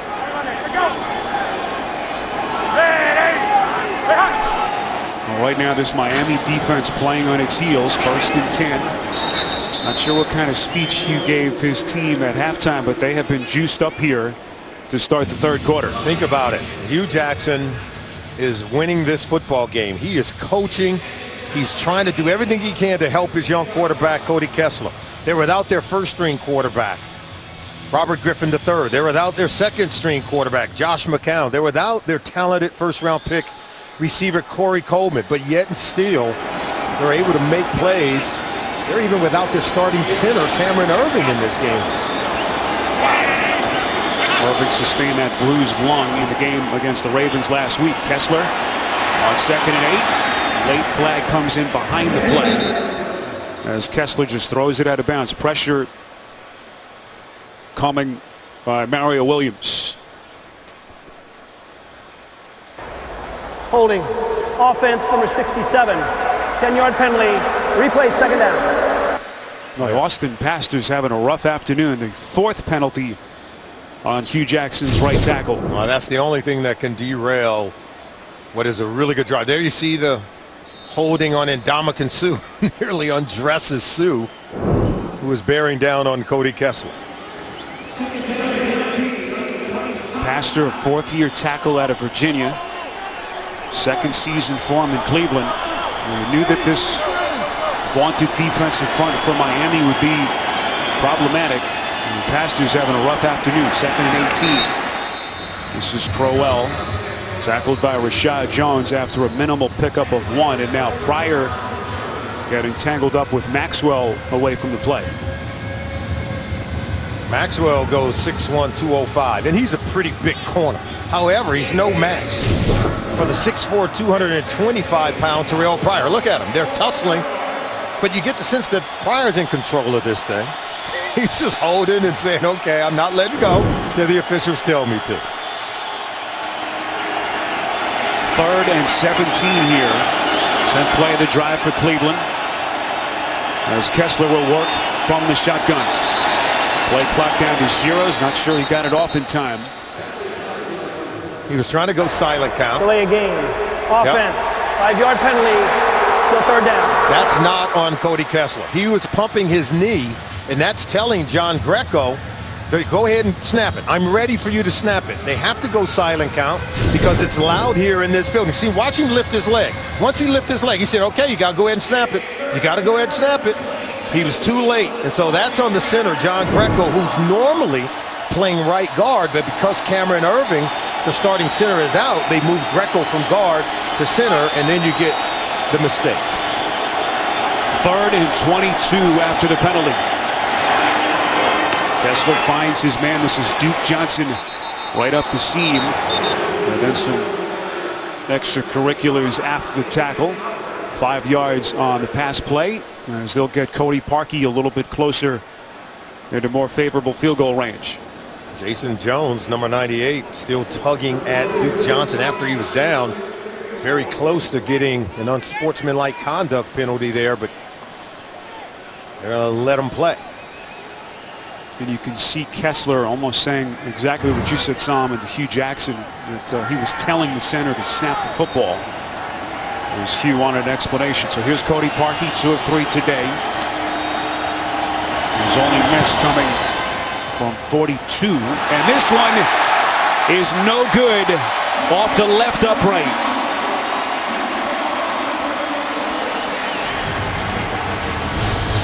Both of his misses coming to the left. Off-season, Browns tight end Gary Barnidge visited Egypt as part of a trip with several other players, including Marshawn Lynch, D'Angelo Williams, and the Dolphins' Jordan Cameron. They were there with a group Barnidge co-founded called American Football Without Barriers, which serves to use sport as a tool to help disadvantaged children reach higher levels of education and to live healthy, fit lifestyles. And Barnidge has had a nice afternoon till this point, but tough way to end what was a pretty good-looking drive that covered a lot of yards. Yeah, and we said that they needed to get turnovers, but they also needed to turn those great possessions and opportunities into points. You can see Hugh Jackson sorely disappointed to get absolutely nothing out of the 11-play drive. It did chew up some of that third quarter clock here as Ryan Tannehill and his offense finally get their first chance. But not much to talk about after the initial success, Solomon, they had in the first half.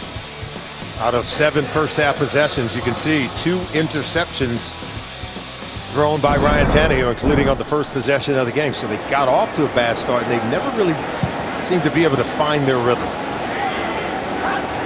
This is Tannehill from the gun on 2nd and 7. They take a shot off the far side of the field, and that falls incomplete. Flag comes in towards the end of the play.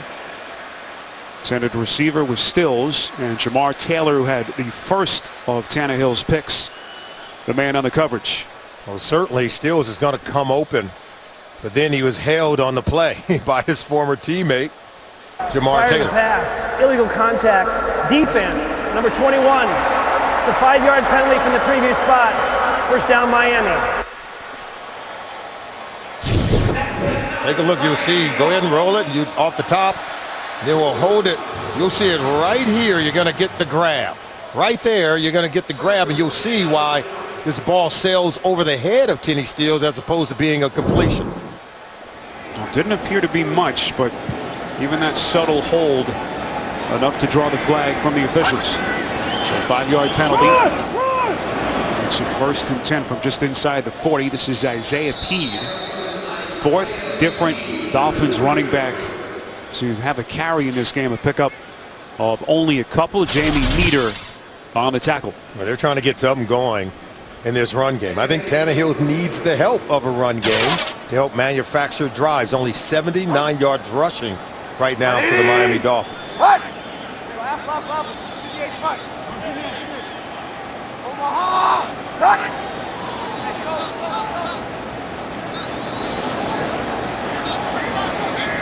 Still plenty of time on the play clock. 2nd and 8 with Tannehill back under center. Play action. Tannehill all day to throw, completes. Landry inside Cleveland territory, run out of bounds at around the 42, a pickup of 16. Well, here's the key. They got great protection. Watch Landry. He's going to come clear across the field. And all the while, Tannehill's holding the ball, waiting and just waiting. The Cleveland Browns, if there's one thing about this defense, they struggle to get a consistent pass rush.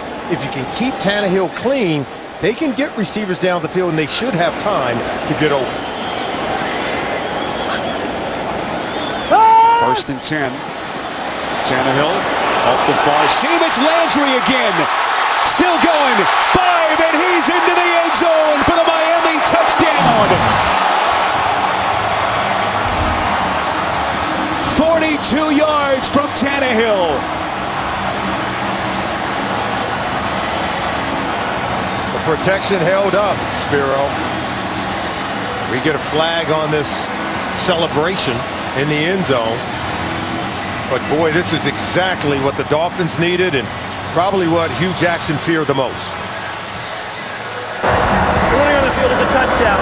After the play, unsportsmanlike conduct, number 14 for Miami. It's a 15-yard penalty being forced on the kickoff. That is not the type of foul that is set for disqualification. It's not. There's Landry there, and then watch Tannehill. Watch how much time he has, and look how long it takes for this play to develop. But yet the protection was clean, and he made a laser-like throw to Landry, who knows how to catch the ball in contested areas. And there you see the foul on the celebration play by Landry. It was Derek Kindry, the rookie safety for Cleveland, who missed the tackle, making his first career start, 4th-round pick out of TCU as Franks bangs in the extra point. 10th career touchdown catch for Landry, and his first of the season to get Miami back in front.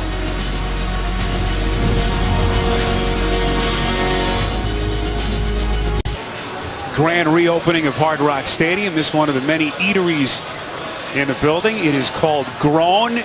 There is Ray Allen, the longtime NBA star, Ray Allen's wife, Shannon. This restaurant owned by Ray and his wife. The first ever full organic restaurant in a U.S. stadium, Solomon. Ray's been known to knock down shots. I didn't know he was good at the culinary arts. Plenty of good eats all around this building, and this place looks fantastic. As the fans finally with something to cheer about. Ryan Tannehill, the long touchdown strike to Jarvis Landry. And then a late penalty marker at the end of that return by George Atkinson. Clete Blakeman is our referee.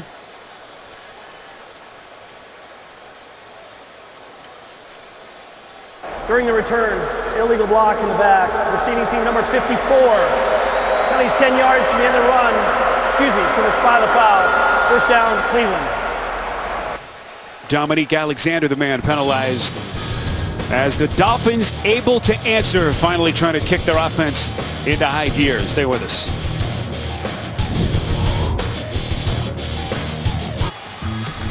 Tomorrow, See Why Kevin Can Wait is now TV's #1 new comedy. Kevin James is back tomorrow after The Big Bang Theory, only CBS. Well, Joe Thomas, the NFL's Iron Man. It's an incredible run he's been on, 9 Pro Bowls to begin his career. And this is one of the most incredible snaps that I think exists in sports. 91 consecutive snaps, 9,100 consecutive, has never missed an offensive play since the Browns took him 3rd overall in 2007. Just remarkable. This is Terrell Pryor going to try to run it. Flag comes in towards the end of the play. It's an 11-yard run by Pryor. We'll see if it's coming back. Holding. Offense. Number 80. A 10-yard penalty from the spot of foul. Still first down. Well, just to get back to Thomas, we know he's a big, tough football player, but this guy is full of personality. He may have a burgeoning broadcasting career in front of him. I may not have won that Emmy last year, but I won a gold medal. If you won a gold medal, what would your victory dance look like? I might do the Usain Bolt. Can you hum the Olympic theme song? No, I could not. Mark Spitz, remember him? No, I don't actually. He was awesome. He was like the Michael Phelps before Michael Phelps was Michael Phelps. That's Joe Thomas interviewing some of his teammates, something he's been doing in their locker room the last couple of years. As on 1st and 15, that offensive line having some issues now with that Dolphins defensive front. There's Thomas talking things over with Gary Barnidge. Yeah, Joe Thomas is one of the smart players, real bright, very engaging. You could see him blocking right there. I remember what he said. He says, offensive linemen, we have to be good at everything. Defensive linemen, why do they get to just be good at one thing? Like a designated pass rusher. He's a specialist at either stopping the run or rushing quarterbacks. He's like, we don't get to just be good at one thing. He was quite a pleasure to visit with. 2nd and 15. Kessler under duress again. Has to throw off his back foot. There's Malcolm Johnson, his fullback. First touch for Johnson on the day. 3 yards for the former 6th-round pick out of Mississippi State. Kiko Alonso on the tackle. Kiko Alonso, I think he's been a huge addition to this defense in Miami. He's very athletic. Look at the hit. Wicked tackle on the fullback, Malcolm Johnson. Kiko Alonso, quick, rangy, very smart player, and now learning to be a more vocal player as he quarterbacks the Dolphins defense. Kessler has hit on 6 straight throws. Just haven't been able to get much down the field. 3rd and 12.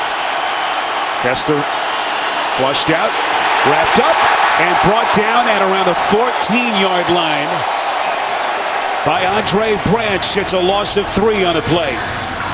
And now you see the energy in this place is beginning to ramp up.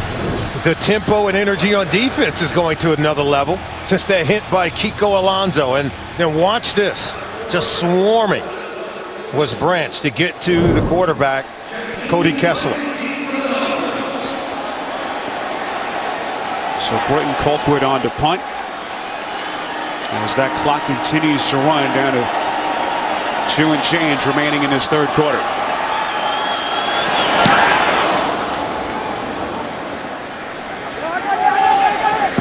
Jakeem Grant won't have a play on it. 50 yards on the punt. A little pushing and shoving after that play. 17-13 Miami.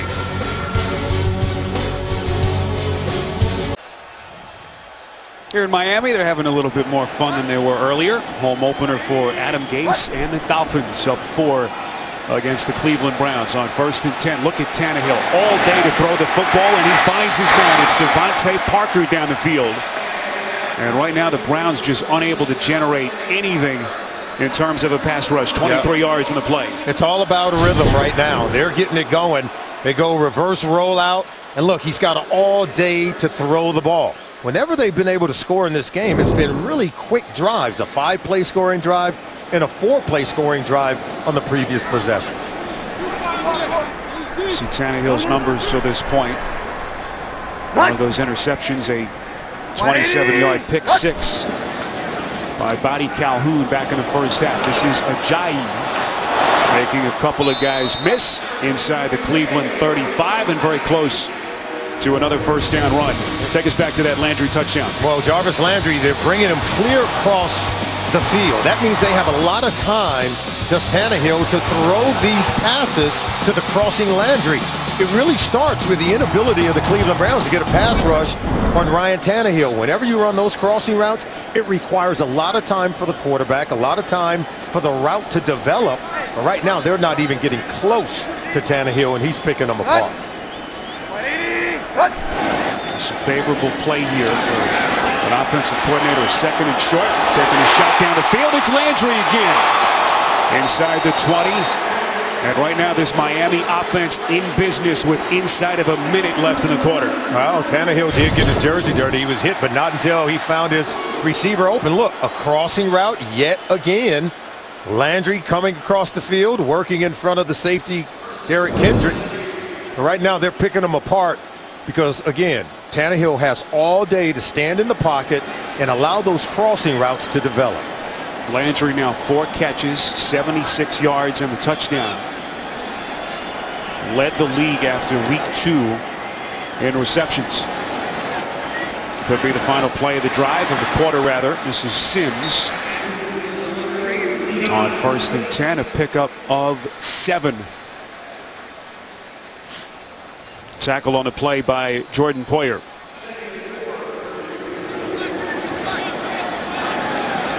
Miami appears to want another run to play here, and now they'll let it run out. So that is the end of quarter number 3 in Miami. Dolphins in front of the Browns 17-13. We'll return to Miami after this and a word from your local station. You're watching the NFL on CBS.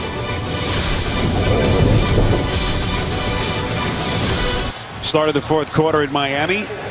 A missed field goal by Cody Parkey after Cleveland had a pretty impressive drive to start this second half. Looms very large at this point as the Dolphins trying to put some distance between they and the Browns on the scoreboard. 2nd and 4. This is Ajayi trying to get inside the 10. Tackle on the play by Demario Davis. And all the pressure right now on Hugh Jackson's defense to try to get off the field and limit them to a field goal try. And Adam Gase has really found a way to get something going against Ray Horton's defense that really had given them problems in the first half. In the 3rd quarter, we saw those crossing routes by Jarvis Landry, which this Browns defense doesn't appear to be able to stop because Tannehill's got significant time to stand in the pocket, allow those plays to develop. We know that Mike Pouncey, their all-pro center, is unavailable today with that hip injury. So Anthony Steen, the man who is hurt. This is Craig Urbik, the former Buffalo Bill, who's now taking some practice snaps. It looks to be the left foot of Steen. Undrafted out of Alabama. A couple of seasons under his belt here in Miami after coming over from Arizona. It looks like Steen will come off at least for a few plays. And now Urbik. And this is a tough spot. You know how much chemistry is involved between a center and a quarterback. Yeah, and Urbik, every single snap that they took on the side, he and Tannehill was with Tannehill under center. You know, if you're on defense, those are the things that you have to notice. You see a new center coming in, he's working over there with the quarterback. Pay attention, because now you know that the snaps you're going to get here should come with Tannehill under center, which means they're going to run the ball or go with the play action. It's a critical play that Urbik has come in for. 3rd and 1. Dolphins need a 9 to move the chains. Sims in motion. Play action from Tannehill. Completes. This is Williams out of the backfield. Lunges end zone. Touchdown Miami.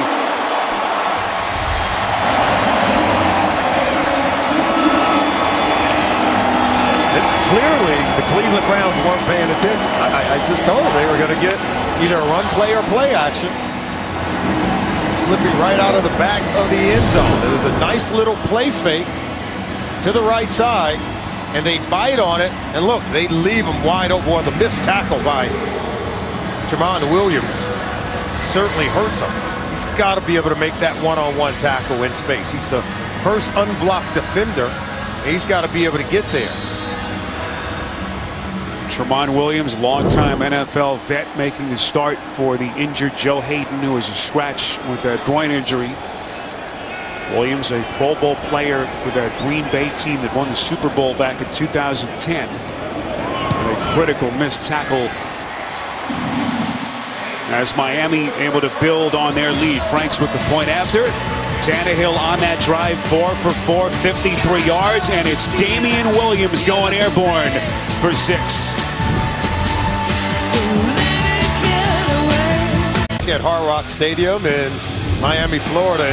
Ryan Tannehill's got all day to throw the ball. The Browns can't get any kind of pass rush or pressure on Tannehill in that third quarter. Look, they got the time on the clock, just holding on to it for these crossing routes to develop. 3.5 seconds, 4 seconds in this situation where he holds the ball almost all day, allowing Devontae Parker to get open. When you give Tannehill this kind of time, he can pick you apart. 24 dropbacks, no sacks. He's been hurried maybe 6 times. That's because he's holding it until they get there, and been knocked down maybe 3 times. But he now has 3 touchdown passes in this game, and he's getting hot here in the second half. We know Carl Nassib, their stud third-round pick out of Penn State, is out with that broken hand. But also keep in mind that they lost Desmond Bryant, their leading sack man from a year ago, to that pectoral injury. And he is out. They just have not been able to generate any kind of a pass rush as Miami gets some excellent coverage on the kick down the field. Stay with us. Well, your weekend starts on Thursday night when the Miami Dolphins battle the Cincinnati Bengals. Thursday Night Football on NFL Network. So a tough turnaround for Adam Gase and the Dolphins. How about some fantasy leaders around the NFL? Week 3 continues to take shape. Good one between the Redskins and the Giants in East Rutherford. And look at LaShawn McCoy, big performance. As Buffalo at last check was up at home against Arizona. And how about Marvin Jones, nearly 200 yards receiving. Well, the Bengals miss him, but he found a home in Detroit with Matthew Stafford. Well, can Cody Kessler and this offense regroup? After their long drive stalled, Cody Parkey missed that field goal at the end of their opening possession of the third quarter. And if you've just joined us, Kessler struggled earlier, had a couple of fumbles, was banged around, but he has really settled in since then. Yeah, I think Hugh Jackson has done a good job of presenting easy throws like that one. What you just saw to Andrew Hawkins, where he can get the catch and run. They're not asking Cody Kessler to push the ball down the field unless he gets a one-on-one opportunity with Terrell Pryor. Kessler goes play action on 2nd and 1. Hit on the throw, and that sputters incomplete. He wanted Pryor coming over the middle of the field. Looks like Pryor's going to get open, but that arm is going to be hit. See, they can't protect this long for Cody Kessler. As you can see, he gets hit by Issa Abdul-Quddus. Kudus, I stand corrected. There are the 2 injured quarterbacks, RG3, Josh McCown, who was so valiant last week in playing with that fractured clavicle. All they can do is watch. 3rd and 1. Kessler goes underneath. This is Duke Johnson breaking the initial tackler. What a play by Johnson. Catch and run and a first down play for Cleveland. A pickup of 7. Johnson is a phenomenal receiver out of the backfield. They're going to need him to make plays. The ball has gone to Terrell Pryor in many forms and fashion. We've seen the tight end Gary Barnidge make plays, but I think that third receiver in this case with Corey Coleman out has to be Duke Johnson. We saw Miami signaling for a timeout. Not sure if they were in the right defensive formation. Prior to the snap, Miami calls its first time out of the half.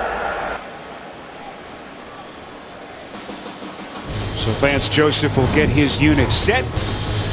An 11-point lead for Miami.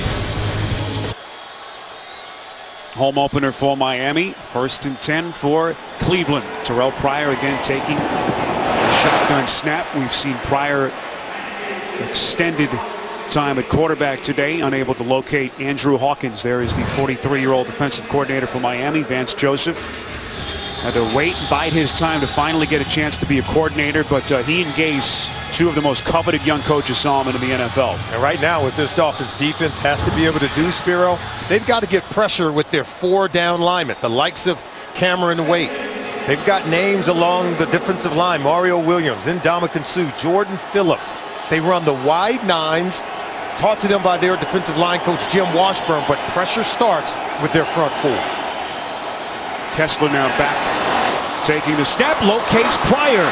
Pryor, using that slashing ability, gets inside Dolphins territory, showing that athletic talent that he has. 25 yards for a Cleveland 1st down. How about Cody Kessler? He recognizes the blitzing linebacker. That's going to be Kiko Alonso, and they throw it right behind the area where he vacates. Look at that open area. So he saw the blitzing linebacker. They were ready to take advantage of it, and that's why if I'm the Dolphins, I only want to get pressure with my front 4. I don't want to give up cheap, easy reads for the quarterback. You shouldn't have to blitz Cody Kessler in order to put pressure on. Kessler, without a doubt, getting a little bit more comfortable. Goes play action here on 1st and 10. Kessler flushed out, probes the defense, takes a shot, and he finds his man. It's Lewis. All the way down to the Miami 15-yard line. 28 yards from Kessler. Now right now, look, pressure's not getting there. Here comes Suh. He breaks loose, but they don't contain Kessler in the pocket. They lose containment when 98, Jason Jones, gets out of position. They throw it down the field to Lewis, and Lewis makes the grab. Boy, did he pay for that one. Quick pitch play. This is Crowell trying to find the edge, breaking in the initial tackle. And Crowell getting close to the 10. So it's so hard to play quarterback in this league, as you well know. You know, for a veteran guy who's seasoned. This is a 23-year-old kid thrust into the role this week. And again, he's really settled in and looking impressive here in this 3rd quarter. What did we say off the top? That he had to show poise. If there was one thing that he needed to do, was be poised, because critical errors, unforced errors, that really is on Cody Kessler. I really have to give credit to his coach and the players around Cody Kessler. They're playing well also. Saw his 2nd half numbers. 2nd and 7. Throws a dart, but it's incomplete. Intended for Lewis, the 4th-round pick out of Auburn. Xavier Howard was there. Another rookie on the coverage. This ball's going to be caught, but watch Howard rake this ball out of the hands of Lewis. We said that one of these young rookie receivers was going to have to make a play for Kessler. Ricardo Lewis has done that. They drafted 3 receivers this year in that draft class for the Cleveland Browns. All 3 of them are playing today, only one making plays. 3rd and 7.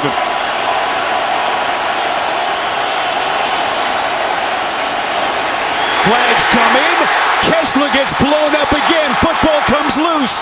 It's Jelani Jenkins on the recovery. This is going to be close. Cameron Wake was shot out of a cannon. Now, did he get into that neutral zone too soon? Because he certainly got the jump on the right tackle, Austin Pasture. He's trying to time the snap. According to the officials, I think he was across the line. There was a 37-yard return by Jenkins, but is it coming back? Offside. Defense. Number 91. At least 5 yards. Previous spot. Replay 3rd down. Oh, wow, that was close. That was close. He certainly beat Pasture. He certainly got a jump on the snap. They're going to say he was just too early, too soon. But you know what? Cody Kessler still feels that. You say, well, that play doesn't count. It counts because he feels it. Salmon, what are they thinking here? Play call 3rd and 2. I think you try to set the formation to get Terrell Pryor matched up one-on-one. You either have the back shoulder throw if the defensive back is over the top. If the defensive back wants to play trail technique, go ahead and take a shot with the fade route. Appears to be some blood on Kessler's right elbow, so the officials walk him over to the sideline. And this could be interesting here if Kessler has to come off. There's Charlie Whitehurst, who was signed just this week after Josh McCown was injured. And now it looks like Pryor getting some instruction. Whitehurst. I was going to say, you don't put Whitehurst in at quarterback. You go with the guy who's already been playing quarterback instead of Kessler. You go with Terrell Pryor at quarterback. This gives you more options. He could keep it and run it in himself. He could go read option here, and he also can throw it for a touchdown based on the look the defense is going to give him. Ninth play of the drive that started at their own 17. 3rd and 2. Pryor looking for daylight right at the first down marker. We'll wait for the official spot. Another flag comes in at the opposite side of the field. Neville Hewitt, the man who forced Pryor out of bounds.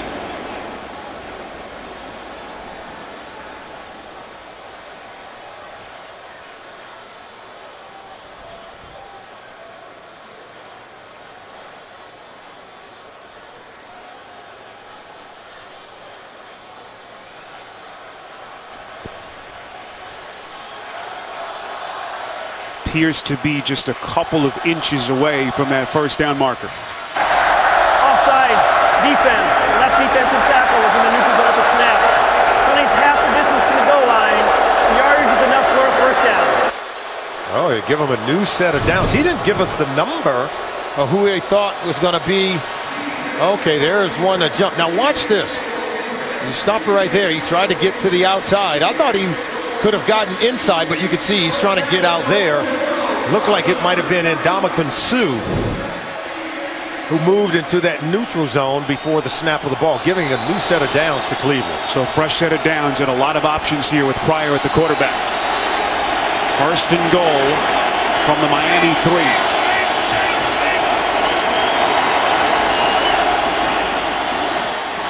Pryor takes the snap, and he's into the end zone.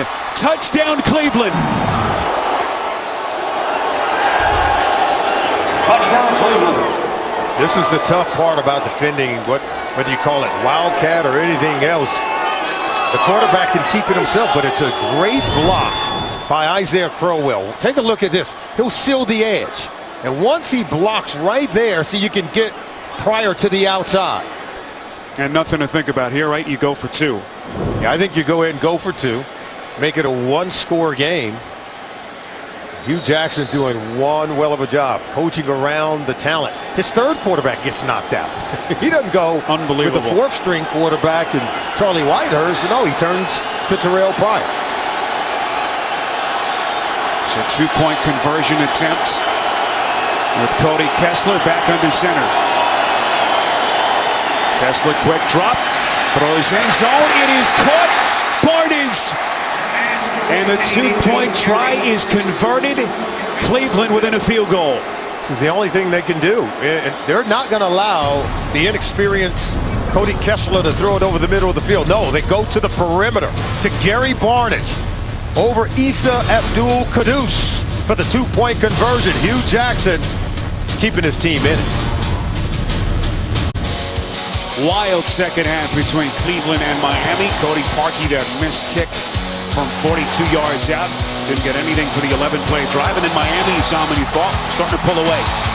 Well, they get the ball into the hands of their playmakers, whether it's Jarvis Landry or Damian Williams. They scored very quickly on short drives, but how about Terrell Pryor filling in for Cody Kessler, is able to run it in for the touchdown. Kessler comes back in, converts the 2-point conversion, getting the ball to the tight end, Gary Barnidge, and right now 24-21. Great coaching job by Hugh Jackson's group, considering how many starters are out of today's game. Let's not forget the emotional loss that they had to overcome after blowing that 20-2 home lead against Baltimore last week. They thought they had the Ravens dead in the water, lose that game. Then they had the nightmare week of injuries. Such a gritty performance by Hugh Jackson and the Cleveland Browns. And I asked him, I said, what in your life has prepared you for what you've experienced this week? He said, nothing. He said, I've never seen anything like it. I've never lost quarterbacks in back-to-back weeks. He said, but my guys are excited to play. He said, and what's more, we're going to get all those guys back that are injured. So if we could weather this early storm and come out and play with some guts and some grit, he said, we're going to be fine as a football team. And I'm really impressed with the way they're fighting today. On 1st and 10, they keep it on the ground. This is Kenyon Drake as we send you to New York. Get an update with JB and Tony.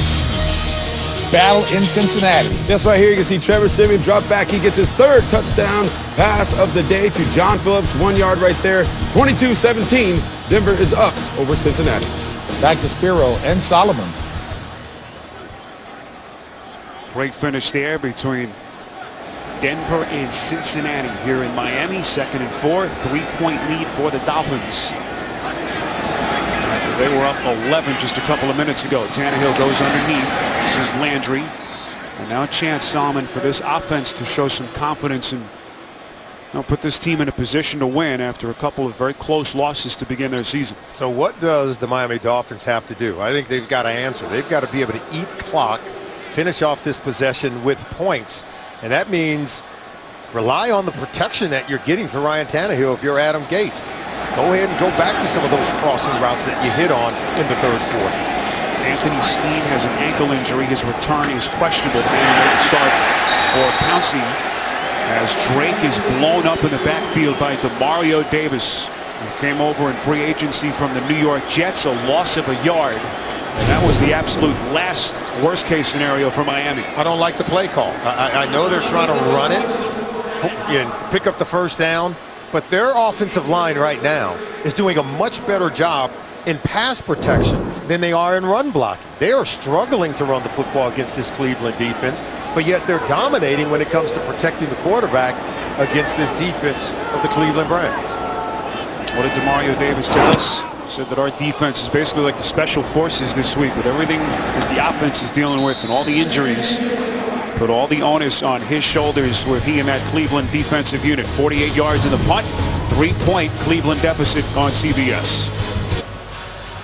24-21, Miami's lead sliced to 3 with 8 change remaining in the 4th quarter. Coming up, plenty of more games to look forward to as Week 3 takes shape. A big one between Philly and Pittsburgh in a battle between Ben Roethlisberger and the rookie phenom at quarterback Carson Wentz, who is off to a phenomenal start in his rookie season. There's Hugh Jackson.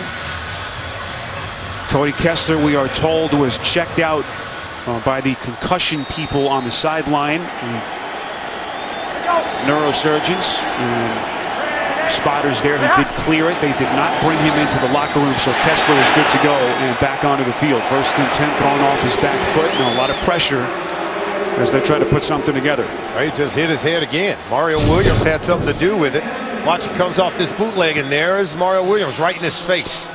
Plants him into the ground right there. He did a good job of just throwing that ball into the dirt and not trying to force it into coverage and getting the turnover. You can see great pressure. So the front 4 of the Dolphins is starting to get to Kessler. He doesn't have to push it down the field here. They got plenty of time to work with. Play to move the chains. Kessler on 2nd and 10, far side of the field. That pass falls incomplete. Jelani Jenkins, one of Miami's starting outside linebackers, has a thigh injury, we're told, and his return is questionable. Big play call coming up here on 3rd and 10. Real big play call, and to me, I think it's your Cody Kessler right now. You just pray that they blitz you, because he seems to be able to read the blitz, and it really gives him opportunity to create big plays in the passing game. If they only rush 4, that means they're going to force him to check it down and not go deep with the football. He's got to be careful not to force the ball into coverage. 3rd and 10. Incomplete. Intended for Pryor. Maxwell was right with him step for step. 4-man rush. That meant he had to go with the underneath coverage. He's trying to go underneath on the slant route to Terrell Pryor. But just a great break by Byron Maxwell. Did a really good job in coverage. I just thought that Terrell Pryor he's a bigger presence. He won the inside position. He's got to be able to catch that ball even though it was hotly contested. Well, Pryor thought that Maxwell was a little bit early with the contact. Byron Maxwell coming over from Philly, trying to put the disappointment of last season behind him. With that great one with Seattle to begin his career. And now trying to resurrect his career in Miami. Colquitt on the punt again. As that clock continues to run. Fair catch signaled by Landry. And excellent field position for Miami, as they will have it just inside their own 35.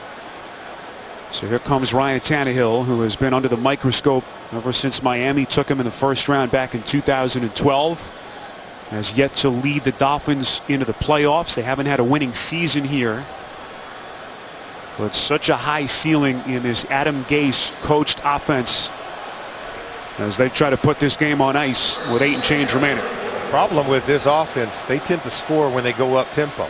Well, when you have this lead, you don't need to go up tempo, but you still need to be able to score. You got to find a way to eat clock while still just sort of slowing the game down. First and 10, and Sims in motion. This is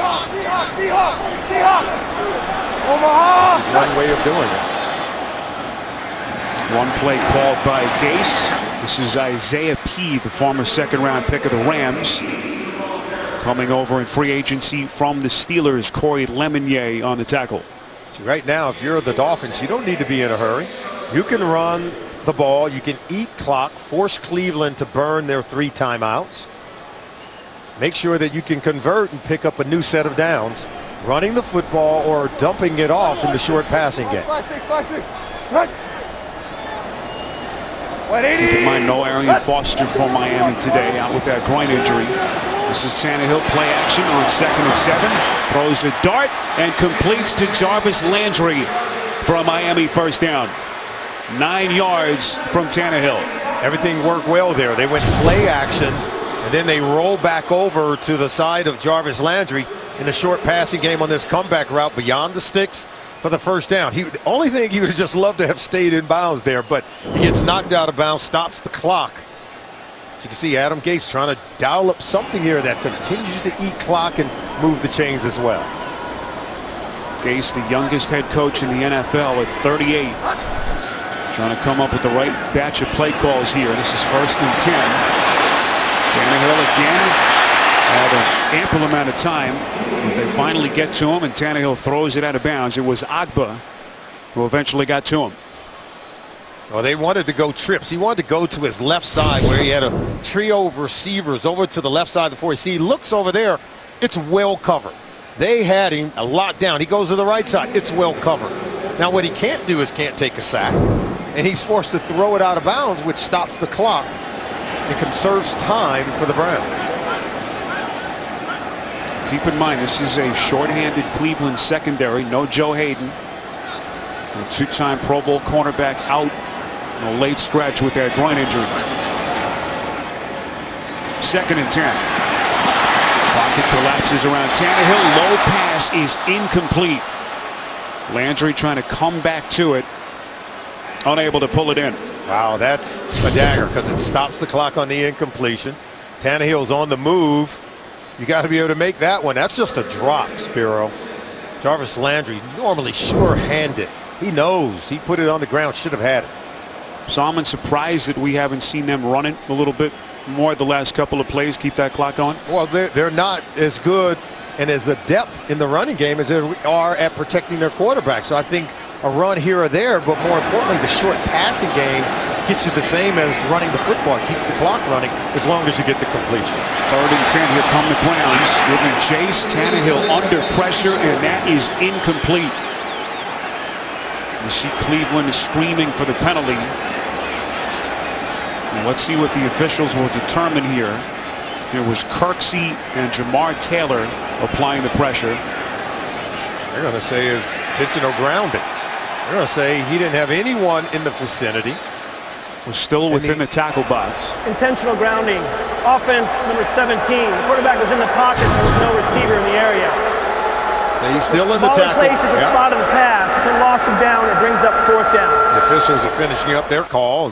But you can see in the tackle box, he just threw it away to save himself. But there was no Miami Dolphin receiver in the vicinity of that throw. So 3 consecutive incompleted passes by Tannehill on that drive, including an intentional ground. Clearly still growing pains within this offense from Miami, as their offense has missed a couple of huge opportunities to basically put this game away on their last 2 drives. There's Matt Darr, the second-year punter. With that door left wide open for Cody Kessler and Cleveland. This is Poyer trying to get Kessler some good field position out past the 25 and close to the 30. 55 yards on the punt and 17 on the return. Kessler has been under pressure all day long. Hit, hurried, and harassed since the beginning of this game. There you see the fumble early in the ball game, but the kid has still managed to maintain some poise. He's been sacked 3 times and knocked down even more than that, but he continues to get back up and really perform strongly for his team in his first career start. Holding, deceiving team, number 59. Penalties half the distance to the goal line from the end of the kick. First down, Cleveland. It's Tank Carter on a critical special teams penalty, as they would have had decent field position, and right now the officials will spot them just outside their own 10, and that is a killer for Kessler in this offense. Yeah, and when you say it's a killer, what it really means, not only do you have to go further to score a touchdown, Spiro, as a play caller, if you're Hugh Jackson and you know you have a rookie quarterback in the game, do you allow him to throw the football down here the way that Cameron Wake is coming off the ball, creating pressure on that right tackle, Austin Pastor, who already has 4 penalties on him, and so really it limits what kind of plays that you can run down here. They're going to start off handing the football off to Isaiah Crowell. Beg your pardon, they line up just outside the 5 after the penalty. Kessler sees that pass sail out of bounds. Back to New York, JB and Tony. Boy, is Trevor Siemian doing a job? Trevor Siemian, Peyton Manning's replacement, throws it up over the top to Demaryius Thomas for this 55-yard touchdown bomb. That's 4 touchdowns on the day for Trevor Siemian. 29-17, Denver up over Cincinnati. I think Solomon would have to agree. That's dropping it in the basket. Wow, Spiro. Trevor Siemian, man. John Elway, he must be the Jerry West of the NFL. He can pick it. We will see Denver next week in Tampa, 2nd and 10. This is Crowell. A huge burst right up the gut. Rashad Jones finally makes the tackle. Monstrous play, 25 yards and a Cleveland first down. What did Crowell tell us? He loves this offense because he gets to do this. He gets to run coming downhill, to the other side, but still right up the gut, running right at this defense. But he said, this is what I am accustomed to, whether it was in high school or college. He's used to running that power run style, not that zone concept that the Browns ran 1 season ago, and boy, is he taking advantage of it. Once again, Hugh Jackson will put Pryor back at the quarterback position on 1st and 10. We have seen this all afternoon if you've just joined us. Pryor, quick strike. Little screen pass to Lewis, far side of the field, their 4th-round rookie out of Auburn. A pickup of 6. With NFL Game Pass, you can watch games you missed with condensed games in 45 minutes or the full broadcast version. Start a free trial today, NFL.com/Game Pass. Hugh Jackson has not been scared to go very deep into the playbook and get creative. As now Kessler back under center. Clock continues to run. Browns have all 3 timeouts. 2nd and 4. Kessler completes over the middle. It's Pryor. Pryor still going. Breaking free all the way down inside the Miami 25-yard line. 40 yards on the catch and run. And this is why you don't have to throw the ball down the field. You get one-on-one opportunities, throw it underneath. Create catch and run opportunities for your receivers. You saw it with Andrew Hawkins, and now you see it with Terrell Pryor. Big, strong, fast. He's winning the matchup advantage against Byron Maxwell on the outside. And look at the afternoon for Terrell Pryor. 7 catches, 135 yards in what has been his best day as a wide receiver in the NFL. Some more movement pre-snap. Ball start. Offense, number 78. It's a 5-yard penalty. Still first down. That's Alvin Bailey. Pryor today is like your throwback players in the NFL. Guys who were 60-minute men who never came off the field, played on offense, defense. He's got everything but a tackle or sack on the defensive side, but he's catching it, he's running it, and he's throwing it. He's making a lot of plays for this Browns football team today. See the penalties that have really piled up against Cleveland. 1st and 15. It's Duke Johnson, the Miami kid, giving Crowell a breather. That clock continues to run, 4.5 to play. And I'm not sure anyone expected this in Miami coming home opener after a couple of tough losses. Cleveland with all the injuries. And they are right there here late. Here's the key, though. Parkey's missed 2 field goals today. If you're Hugh Jackson, you know, you came in saying, we need everything to go right for us. Well, everything hasn't gone right, but yet they're still slugging away in this football game. And here's Pryor again lined up at quarterback. 2nd and 11. One play. Crowell gets to the 20. Again, keep in mind, Parkey signed because of the injury to Patrick Murray. Joined the team late Friday night. This was a Pro Bowl kicker a couple of years ago as a rookie in Philadelphia. Last year, injured early. They cut him. Not sure Hugh Jackson wants to put it on his shoulders after a couple of misses earlier. No, where do they go here? You got to go for a touchdown here. And if you're Kessler, you go back to Pryor. If you get him locked up in one-on-one coverage, they're going to give us some time out. Allow Pryor to get some rest. He needs a breather to be able to make a play for his team. They may as well use one here. Gives Hugh Jackson an extra minute or so to come up with the play call they want in the biggest play of the day for Cleveland. Well, Terrell Pryor has been the guy making plays. Lined up at quarterback, running that wildcat option read, and then throwing the ball on the perimeter and completing passes down the field, and then catching the ball. Whether it's a catch and run or whether it's going deep down the field, he is finding his way into the end zone. He's been an integral part of the game plan that Hugh Jackson has designed specifically around his diverse talents, and you can see it on the stat sheet. 2 for 4 in terms of completions. Got passing yards, rush yards, and look at the receiving yards. Wow.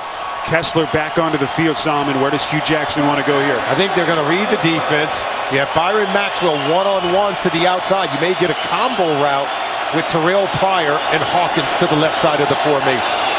Pryor lined up at the top of your picture on 3rd and 7.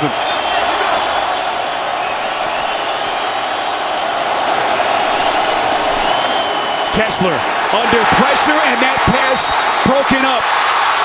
And what's the ruling here? The whistle was blown, so the play was whistled dead. Miami perhaps arguing that Kessler's arm was never coming forward. Pressure on the play coming from the Pro Bowl safety Rashad Jones.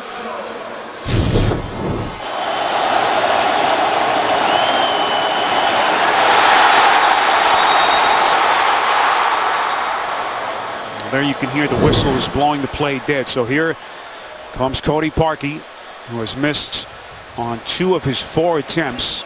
He's been good from 46 and 48, missed from 41 and 42. This a 38-yard attempt to tie this game. Parkey on target, and he is good. And the Browns have tied this game with 3:14 remaining. Coming through for Hugh Jackson. Got to give the Dolphins credit. They looked like they were on their heels. Looked like Cleveland was going to get a touchdown on that drive, but they get the field goal with Parkey knocking it through. 2nd string kicker, 3rd string quarterback. Unbelievable. I got to tell you, it is unbelievable. Let's just think about this for a sec. Here's a guy who didn't join the team until Friday night. This is a pressure kick. Solomon, you've already missed a couple. Psychologically, that has an effect on a kicker. And you could almost see him exhale after he knew that kick was good. Much to the dismay of Adam Gase, head coach of the Miami Dolphins. And now you're the Dolphins and Ryan Tannehill. You got to get going on offense. Now is where you ought to see some tempo. Remember, this offensive line, again, doing a much better job of protecting the quarterback than they're doing in the run game.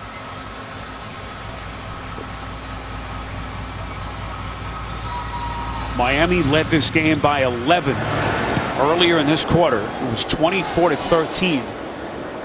But 11 unanswered points by Cleveland, and we are all tied at 24. So here comes Tannehill, the 50-year quarterback. 20-29, 249, 3 touchdowns and a couple of picks. And no momentum after a pretty good start to the second half. I know they're trying to stay balanced. They've run it.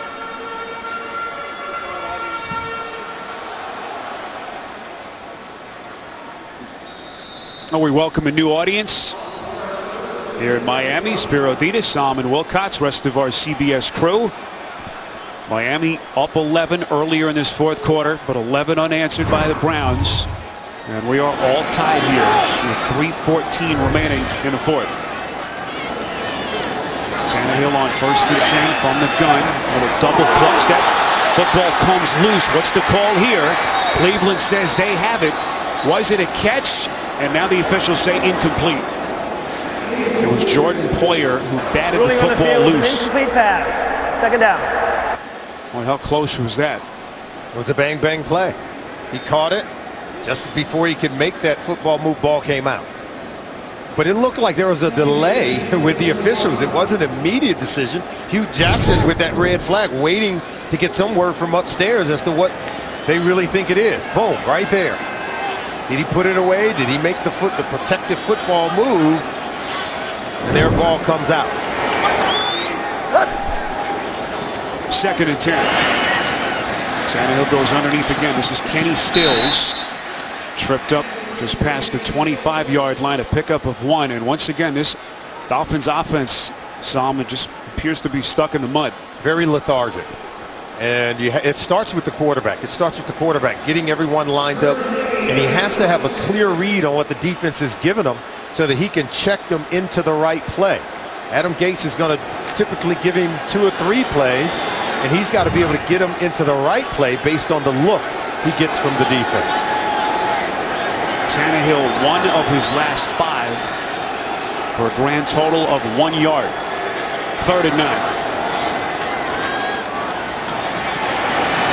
Tannehill's pass is incomplete. Intended for Devontae Parker.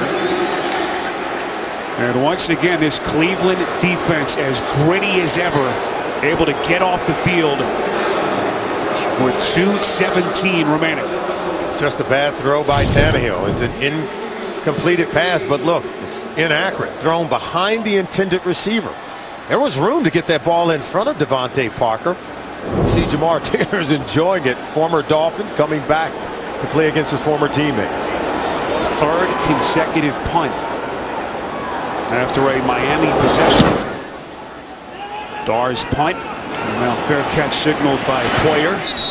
So Kessler and company will have it from the 26 after a 48-yard punt. Well, if you've just joined us, we have seen some fireworks after halftime.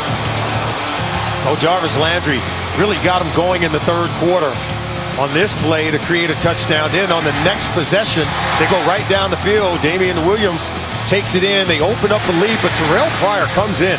He's playing quarterback, receiver. He's doing everything he can. They get the 2-point conversion on that pass from Kessler to Barnidge, and then the field goal from Parkey ties it up. All at 24. Again, this was an 11-point Miami lead early in the fourth quarter before Cleveland stormed back on 1st and 10. This is Duke Johnson. 1 out of bounds after a very impressive run of 9. Forced out of bounds by Hewitt.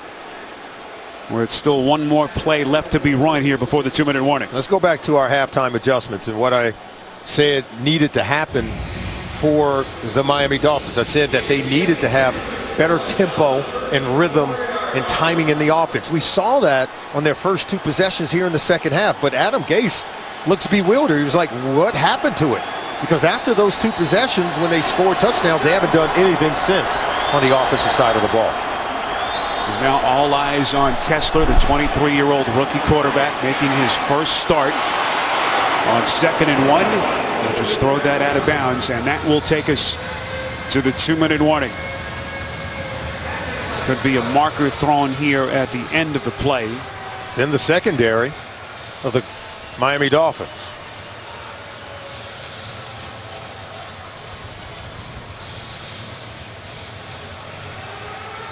Our referee, if you've just joined us, is Clete Blakeman. And a potentially large call here with $1:56 on the clock.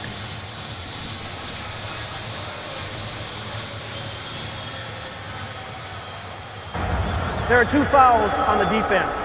Holding, number 25, that penalty's declined. Illegal contact, number 31. It's a 5-yard penalty from the previous spot. First down. So the penalty on the safety, Michael Thomas, is accepted. And that gives Kessler and Cleveland new life when we come back. What a 15-day whirlwind it's been for Cody Kessler. Inactive week 1, backup last week. Now the starter right now for the moment is on the sideline is Terrell Pryor. Will once again line up at quarterback for Hugh Jackson. All tied at 24, $1:56 to play. Browns with 2 timeouts left. This is Barnidge, the tight end, as he crosses the 40, brought down by Maxwell. Solomon, what about some strategy here in terms of the timeouts with $1:40 left and counting? Well, first of all, you got to get a stop if you are the Miami Dolphins, and you look to burn one of those timeouts just before the 1-minute mark. If you're Hugh Jackson, you don't want to have to use any timeouts. You want to get plays by the chunks right here, and it starts with Kessler maybe even driving the ball down the field. They're going back to that wildcat look, even with Kessler on the field. Now they have to burn a timeout. Cleveland takes its 2nd timeout. This is a 30-second timeout. Interesting play call by Jackson. We have seen obviously Pryor take a bunch of snaps today, but Kessler has usually come off the field. That's the first time Kessler has stayed on. Interesting time of the game to go to that kind of play as they are forced to burn a timeout. They're trying to get, I think, the right numbers in the box. If you get 6 in the box, you're going to tell Pryor, keep it and run it yourself. If they stack the box, then you're going to look for the best one-on-one opportunity. That is probably Gary Barnidge matched up against a linebacker. Or do you trust the rookie, Ricardo Lewis, who's been really good, if he's matched up with one of the cornerbacks one-on-one? Cleveland Browns, a team that has lost 5 straight going back to last season, 12 of their last 13. But what a monumental win this would be if they could somehow pull this one out. 2nd and 7. Kessler completes to Barnidge, who's had a big day for the Browns. 5 yards, another marker comes in. Back in the Miami secondary, it was Hewitt on the tackle. That's the matchup we were talking about. Barnidge against a linebacker. You take that one every time.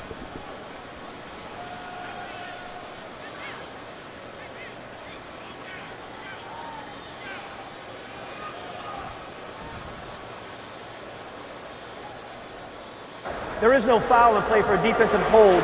The play will stand, brings up 3rd down. All right, so the officials pick up the flag. Minute 14 remaining, 4th quarter. Cleveland has come back from 11 down earlier in the quarter, trying to pull off what would be a stunning road win here in week 3, considering the circumstances. Cody Kessler, their 23-year-old rookie quarterback, from the gun on 3rd and 2. Over the middle, incomplete. Off the hands of Pryor. Maxwell was right there. Clutch play by Maxwell. And yes, you're going to have to punt it. But this is just really good coverage. He smothers Pryor, comes right over the top. But look at him. He rakes that right arm of Pryor off the ball. He's able to get that ball out. It was a critical play. I thought Pryor was going to haul it in. It hit the hands of Terrell Pryor, but he wasn't able to bring it into his body for a completion. And Kessler was very accurate with that pass. Yes, he was. Just a terrific play by Maxwell. Colquitt on to punt.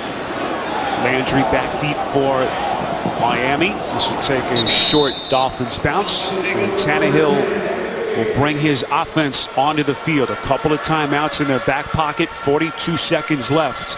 And an offense that has had virtually no momentum over the last 7 or 8 minutes. Trying to come up with some late game magic. But what has worked for the Miami Dolphins is to align Jarvis Landry in the slot. Run him on those crossing routes. The protection has held up. The Browns can generate a pass rush, and so if you're in the huddle and you've got to protect your quarterback, that's what they're saying right now. Remember, Urbic is in at center. He's their third center to play. And remember, no Mike Pouncey today. Anthony Steen's been knocked out of the game, so Urbic's got to be good on the snap out of the shotgun.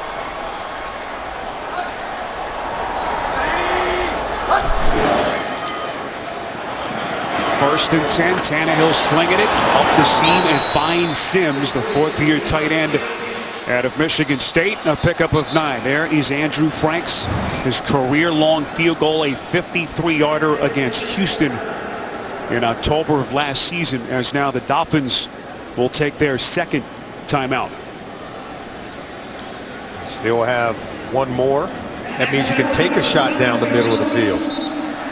And I think you have to be able to do that based on what the coverage is going to give you. But I think you've got to be able to trust that this offensive line can protect against an anemic pass rush of the Cleveland Browns. And you take a shot down the field where you can clear out and make room for Jarvis Landry. You need about 40 yards to get into the range of Franks. Long way to go here on 2nd and 1. Over the middle, underneath. This is Damian Williams, the third-year running back. Out close to the 36. And now finally Gase will burn a timeout. A couple of seconds came off at the end of that play. As Miami now out of timeouts, 26 seconds remaining. What they were hoping to do is make you think they were going to take a shot, check down to the back, and he was just trying to get the first down right there. And had he gotten the first down, then they would have ran up to the ball and spiked it to stop the clock as opposed to burning their final timeout. Well, obviously the middle of the field is not where they wanted to go with the football. But that's what Cleveland gave them defensively. As now Gase staring down that long play sheet, trying to come up with something here on 2nd and 1. Yeah, they just were able to keep him 1 yard shy of picking up that first down. And now what you have to do is you're going to play to the sidelines. If you're going to throw the ball down the field, you got to be able to catch it and step out of bounds. So no timeouts left for Miami. 26 seconds left. This is 2nd and 1. Tannehill under pressure. Football comes loose. Who's got it? Cleveland football. Unbelievable. And guess who's going to run out their kicker? Won't be the Dolphins. Big time play. We said it. Turnovers were going to be critical for the Cleveland Browns defense. They needed to get turnovers to put their rookie quarterback on the short field. There is the pass rush. The strip of the ball looked like Corey Lemonier was able to get it out of the hands of Tannehill. Let's see who came up with it. I think Lemonier is at the bottom of the pile. He may be the ones to fall on it also. Lemonier, the former 3rd-round pick of San Francisco back in 2013, with a defensive gem for Hugh Jackson in Cleveland. Now the Browns still have 1 timeout left here,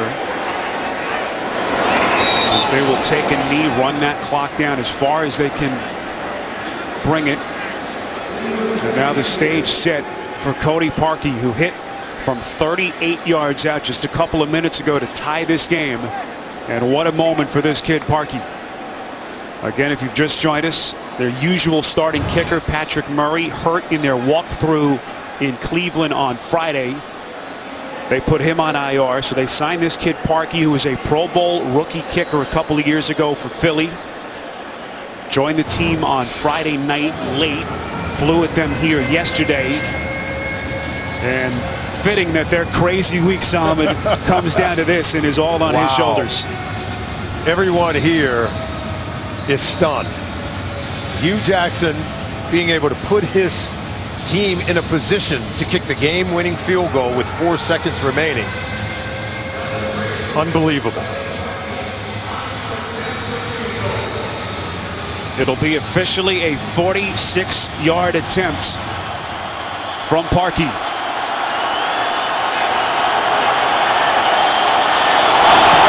Good hold. The kick is no good. He missed it left.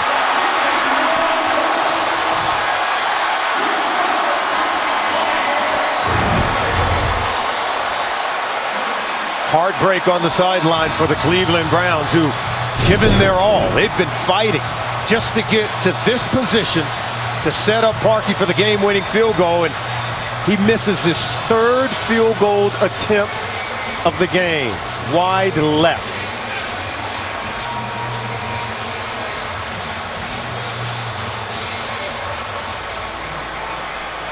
New life for the Miami Dolphins.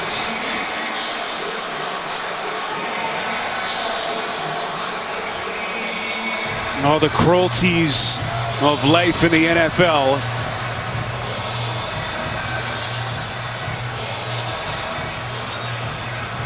Tough week for the Browns continues as we are headed to overtime here in Miami. You know, in a battle of 0-2 teams, that we said there were 8 teams in the NFL that entered week 3 at 0-2. And we thought by far the Miami Dolphins were the best of those 0-2 teams. Well, they're playing it close here today. Coin toss at midfield. Clete Blakeman waiting for the captains to come over from the Browns.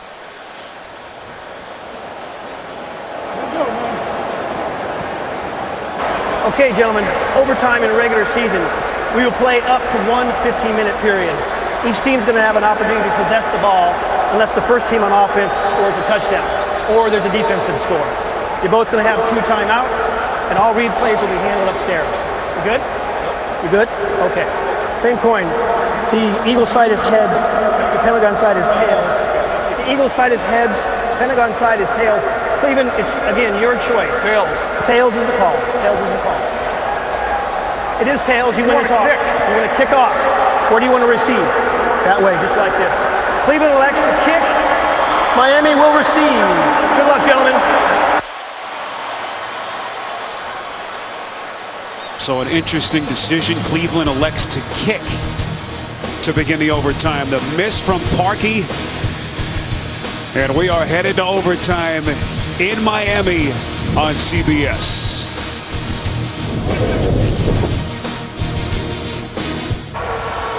What a wild afternoon here in Miami as we are headed to overtime. Miami up 11 early in the 4th before Cleveland came back. Cody Parkey tied the game with a late kick.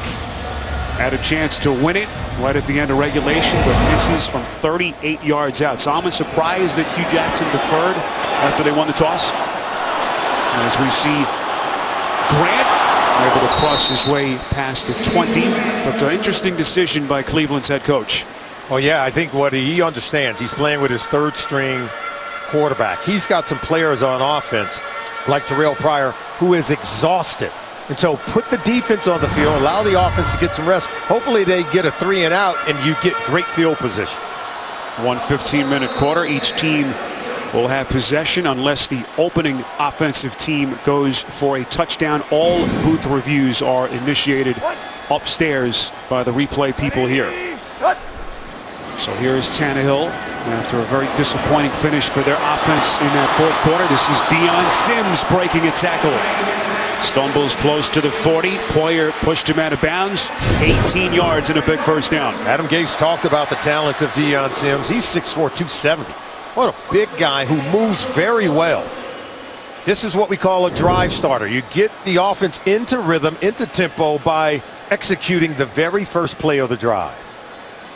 Dolphins with a couple of very tough games to open their season. Losses in Seattle and at New England last week. Looking for a successful home opener here. That's Isaiah Pead. Dolphins have not had an overtime victory since October 31st of 2013.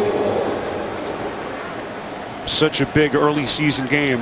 The new Adam Gase era here in South Florida. Yeah, now they've got to get Ryan Tannehill going. If he can get going, and this is where he's got to show improvement under his new head coach, Adam Gase, lead his team on a game-winning drive, manufacture yards, and make plays in the passing game.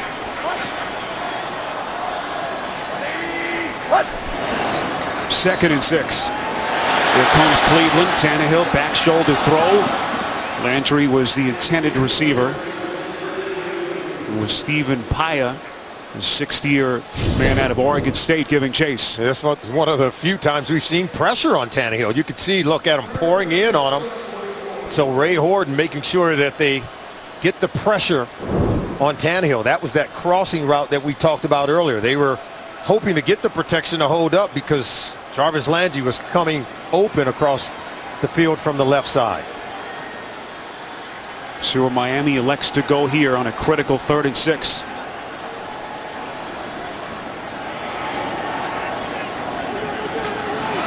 Tannehill under pressure, hit on the release, and it's incomplete. Never saw the blitzer coming, and he took a shot right at the end of the play by Kirksey. Look, they're blitzing. They try to pick it up. Damian Williams was the running back stepping in the path of Christian Kirksey, but couldn't keep him off Tannehill. We said the Browns couldn't rush the quarterback. They must have heard us. They started blitzing Tannehill, and now they're starting to get hits on him. He had no time to throw on those last 2 pass plays. So Hugh Jackson's decision to put his defense on the field first, at least for the moment, appears to have paid off. Matt Dorr again on the punt, and this is a beauty for Miami. Beautifully placed punt inside the 10. 46 yards on the punt from Dar. As we send you to New York, get an update with JB and Tony.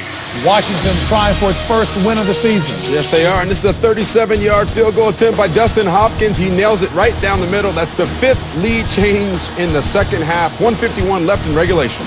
Now down to 124, and New York has the ball. Back to Spiro Dudas. All right, JB, so here's Cody Kessler, the 23-year-old rookie quarterback. Has put his team in a position to win. What does he do here in his first overtime experience in the NFL? I think they let him throw it deep if you get the matchup you want on the outside. And keep it on the ground. This is Isaiah Crowell, who's had some big runs in this game. Up over the 70-yard mark rushing. A good pickup of 8 to set up a favorable 2nd and short. I think it's smart to stay with the run game and Isaiah Crowell, but sooner or later, you know, even Hugh Jackson, who's very aggressive, he knows you can only dink and dunk your way down the field for so long. Given where they got the ball at their own 9-yard line, sooner or later, if you get the matchup you like outside, allow Kessler to take a shot down the field and see if you can create a big play. Well, we know what a gunslinger Hugh Jackson has been as a play caller. What does he dial up here on 2nd and 2?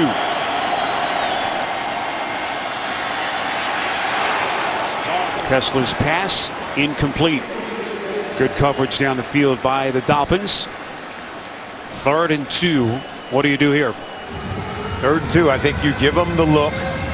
Try to spread out the defense and see if they adjust. And if you get the favorable numbers, typically if you get 6 in the box and you have more blockers than they have defenders, go ahead and give the ball to Isaiah Crowell. He's been very powerful, plunging it in up the middle. See if he can break one. And right now he's not in the game. You have Duke Johnson in there, so it looks like a pass play. Pryor lined up bottom of your screen. This is 3rd and 2. Kessler eludes the initial tackler. That pass is caught. Pryor off the deflection. 8 yards and a Cleveland first down. What about Cody Kessler? I mean, this play had broken down. He threw it behind the intended receiver. Great catch by Terrell Pryor in traffic to haul it in. 8th catch for Pryor. 143 yards on the afternoon. We're in overtime in Miami, all tied at 24. Kessler sacked. Flag comes in at the end of the play. It was Wake and Sue who met at the quarterback.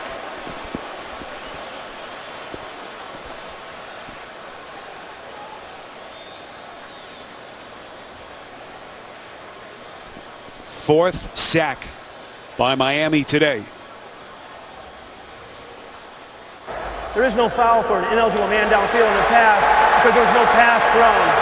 The play counts as called. Second down.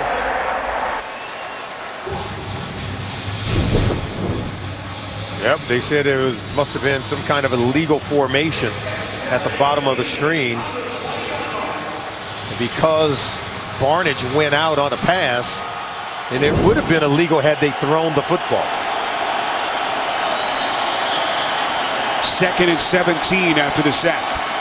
Kessler. A little crossing route. Another marker thrown in. It's Gary Barnidge brought down at the 25.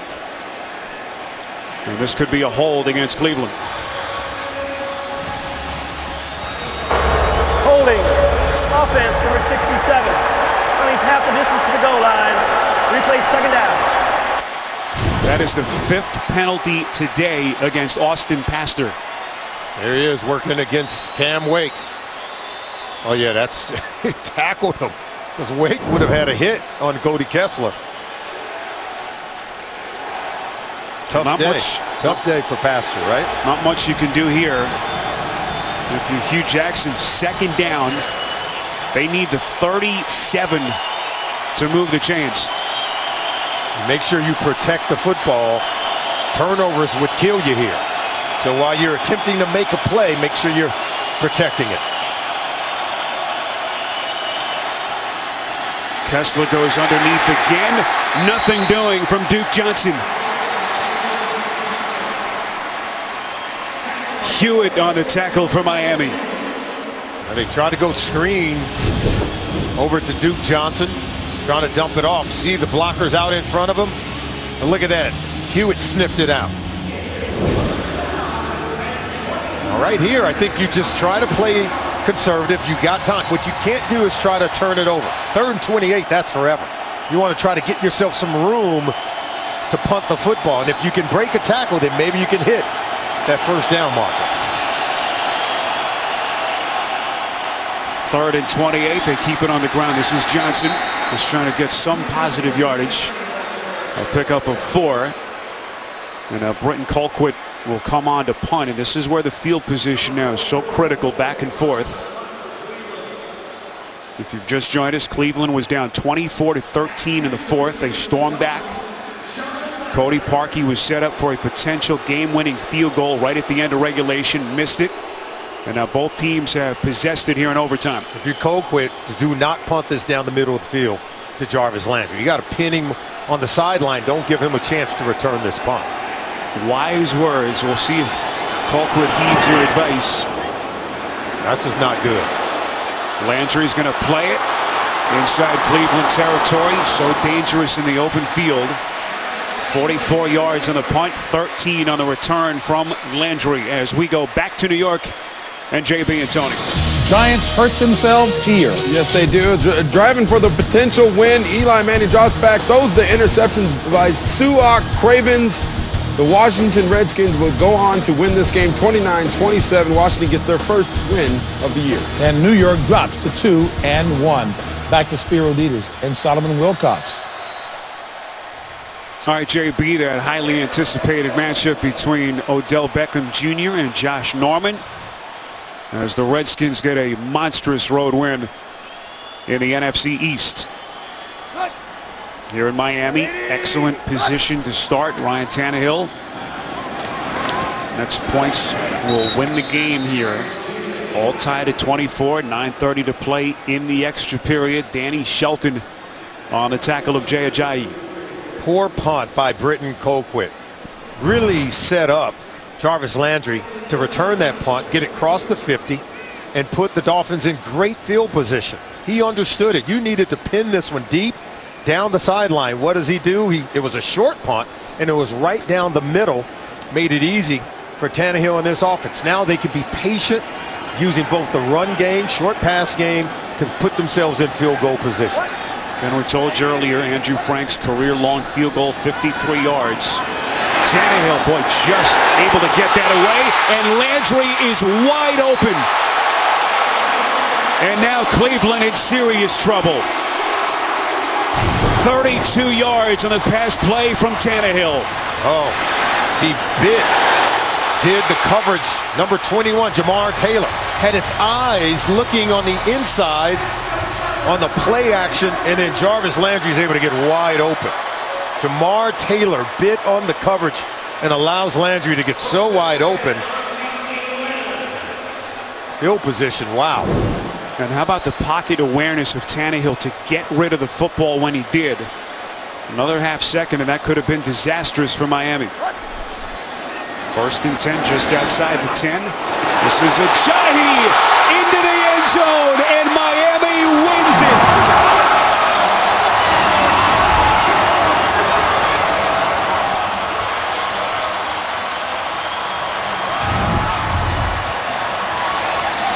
We said they were doing a great job in pass protection. They seal the edge, creates an easy run for Jay Ajayi to take this one in for the game winner. A walk-off touchdown run. To me, it starts with the block by the tight end right here to seal the edge. And that's where you're going to be able to get Jay Ajayi around the corner for an easy touchdown. Look at that. Great block by Deion Sims, the tight end. And then Jay Ajayi does the rest. What a moment for Ajayi. Expected to be the starter. Adam Gase went with Arian Foster. Didn't like the response from Ajayi, so he kept him home week 1. Didn't even make the trip to Seattle. Last week, had that costly fumble. And one of the biggest moments of his Miami Dolphins career. Heartbreak meantime for Cleveland as Miami wins it in overtime, 30-24. Coming up next, Steelers and the Eagles, or the Jets and the Chiefs. For Solomon, Spiro Dedes saying so long from Miami.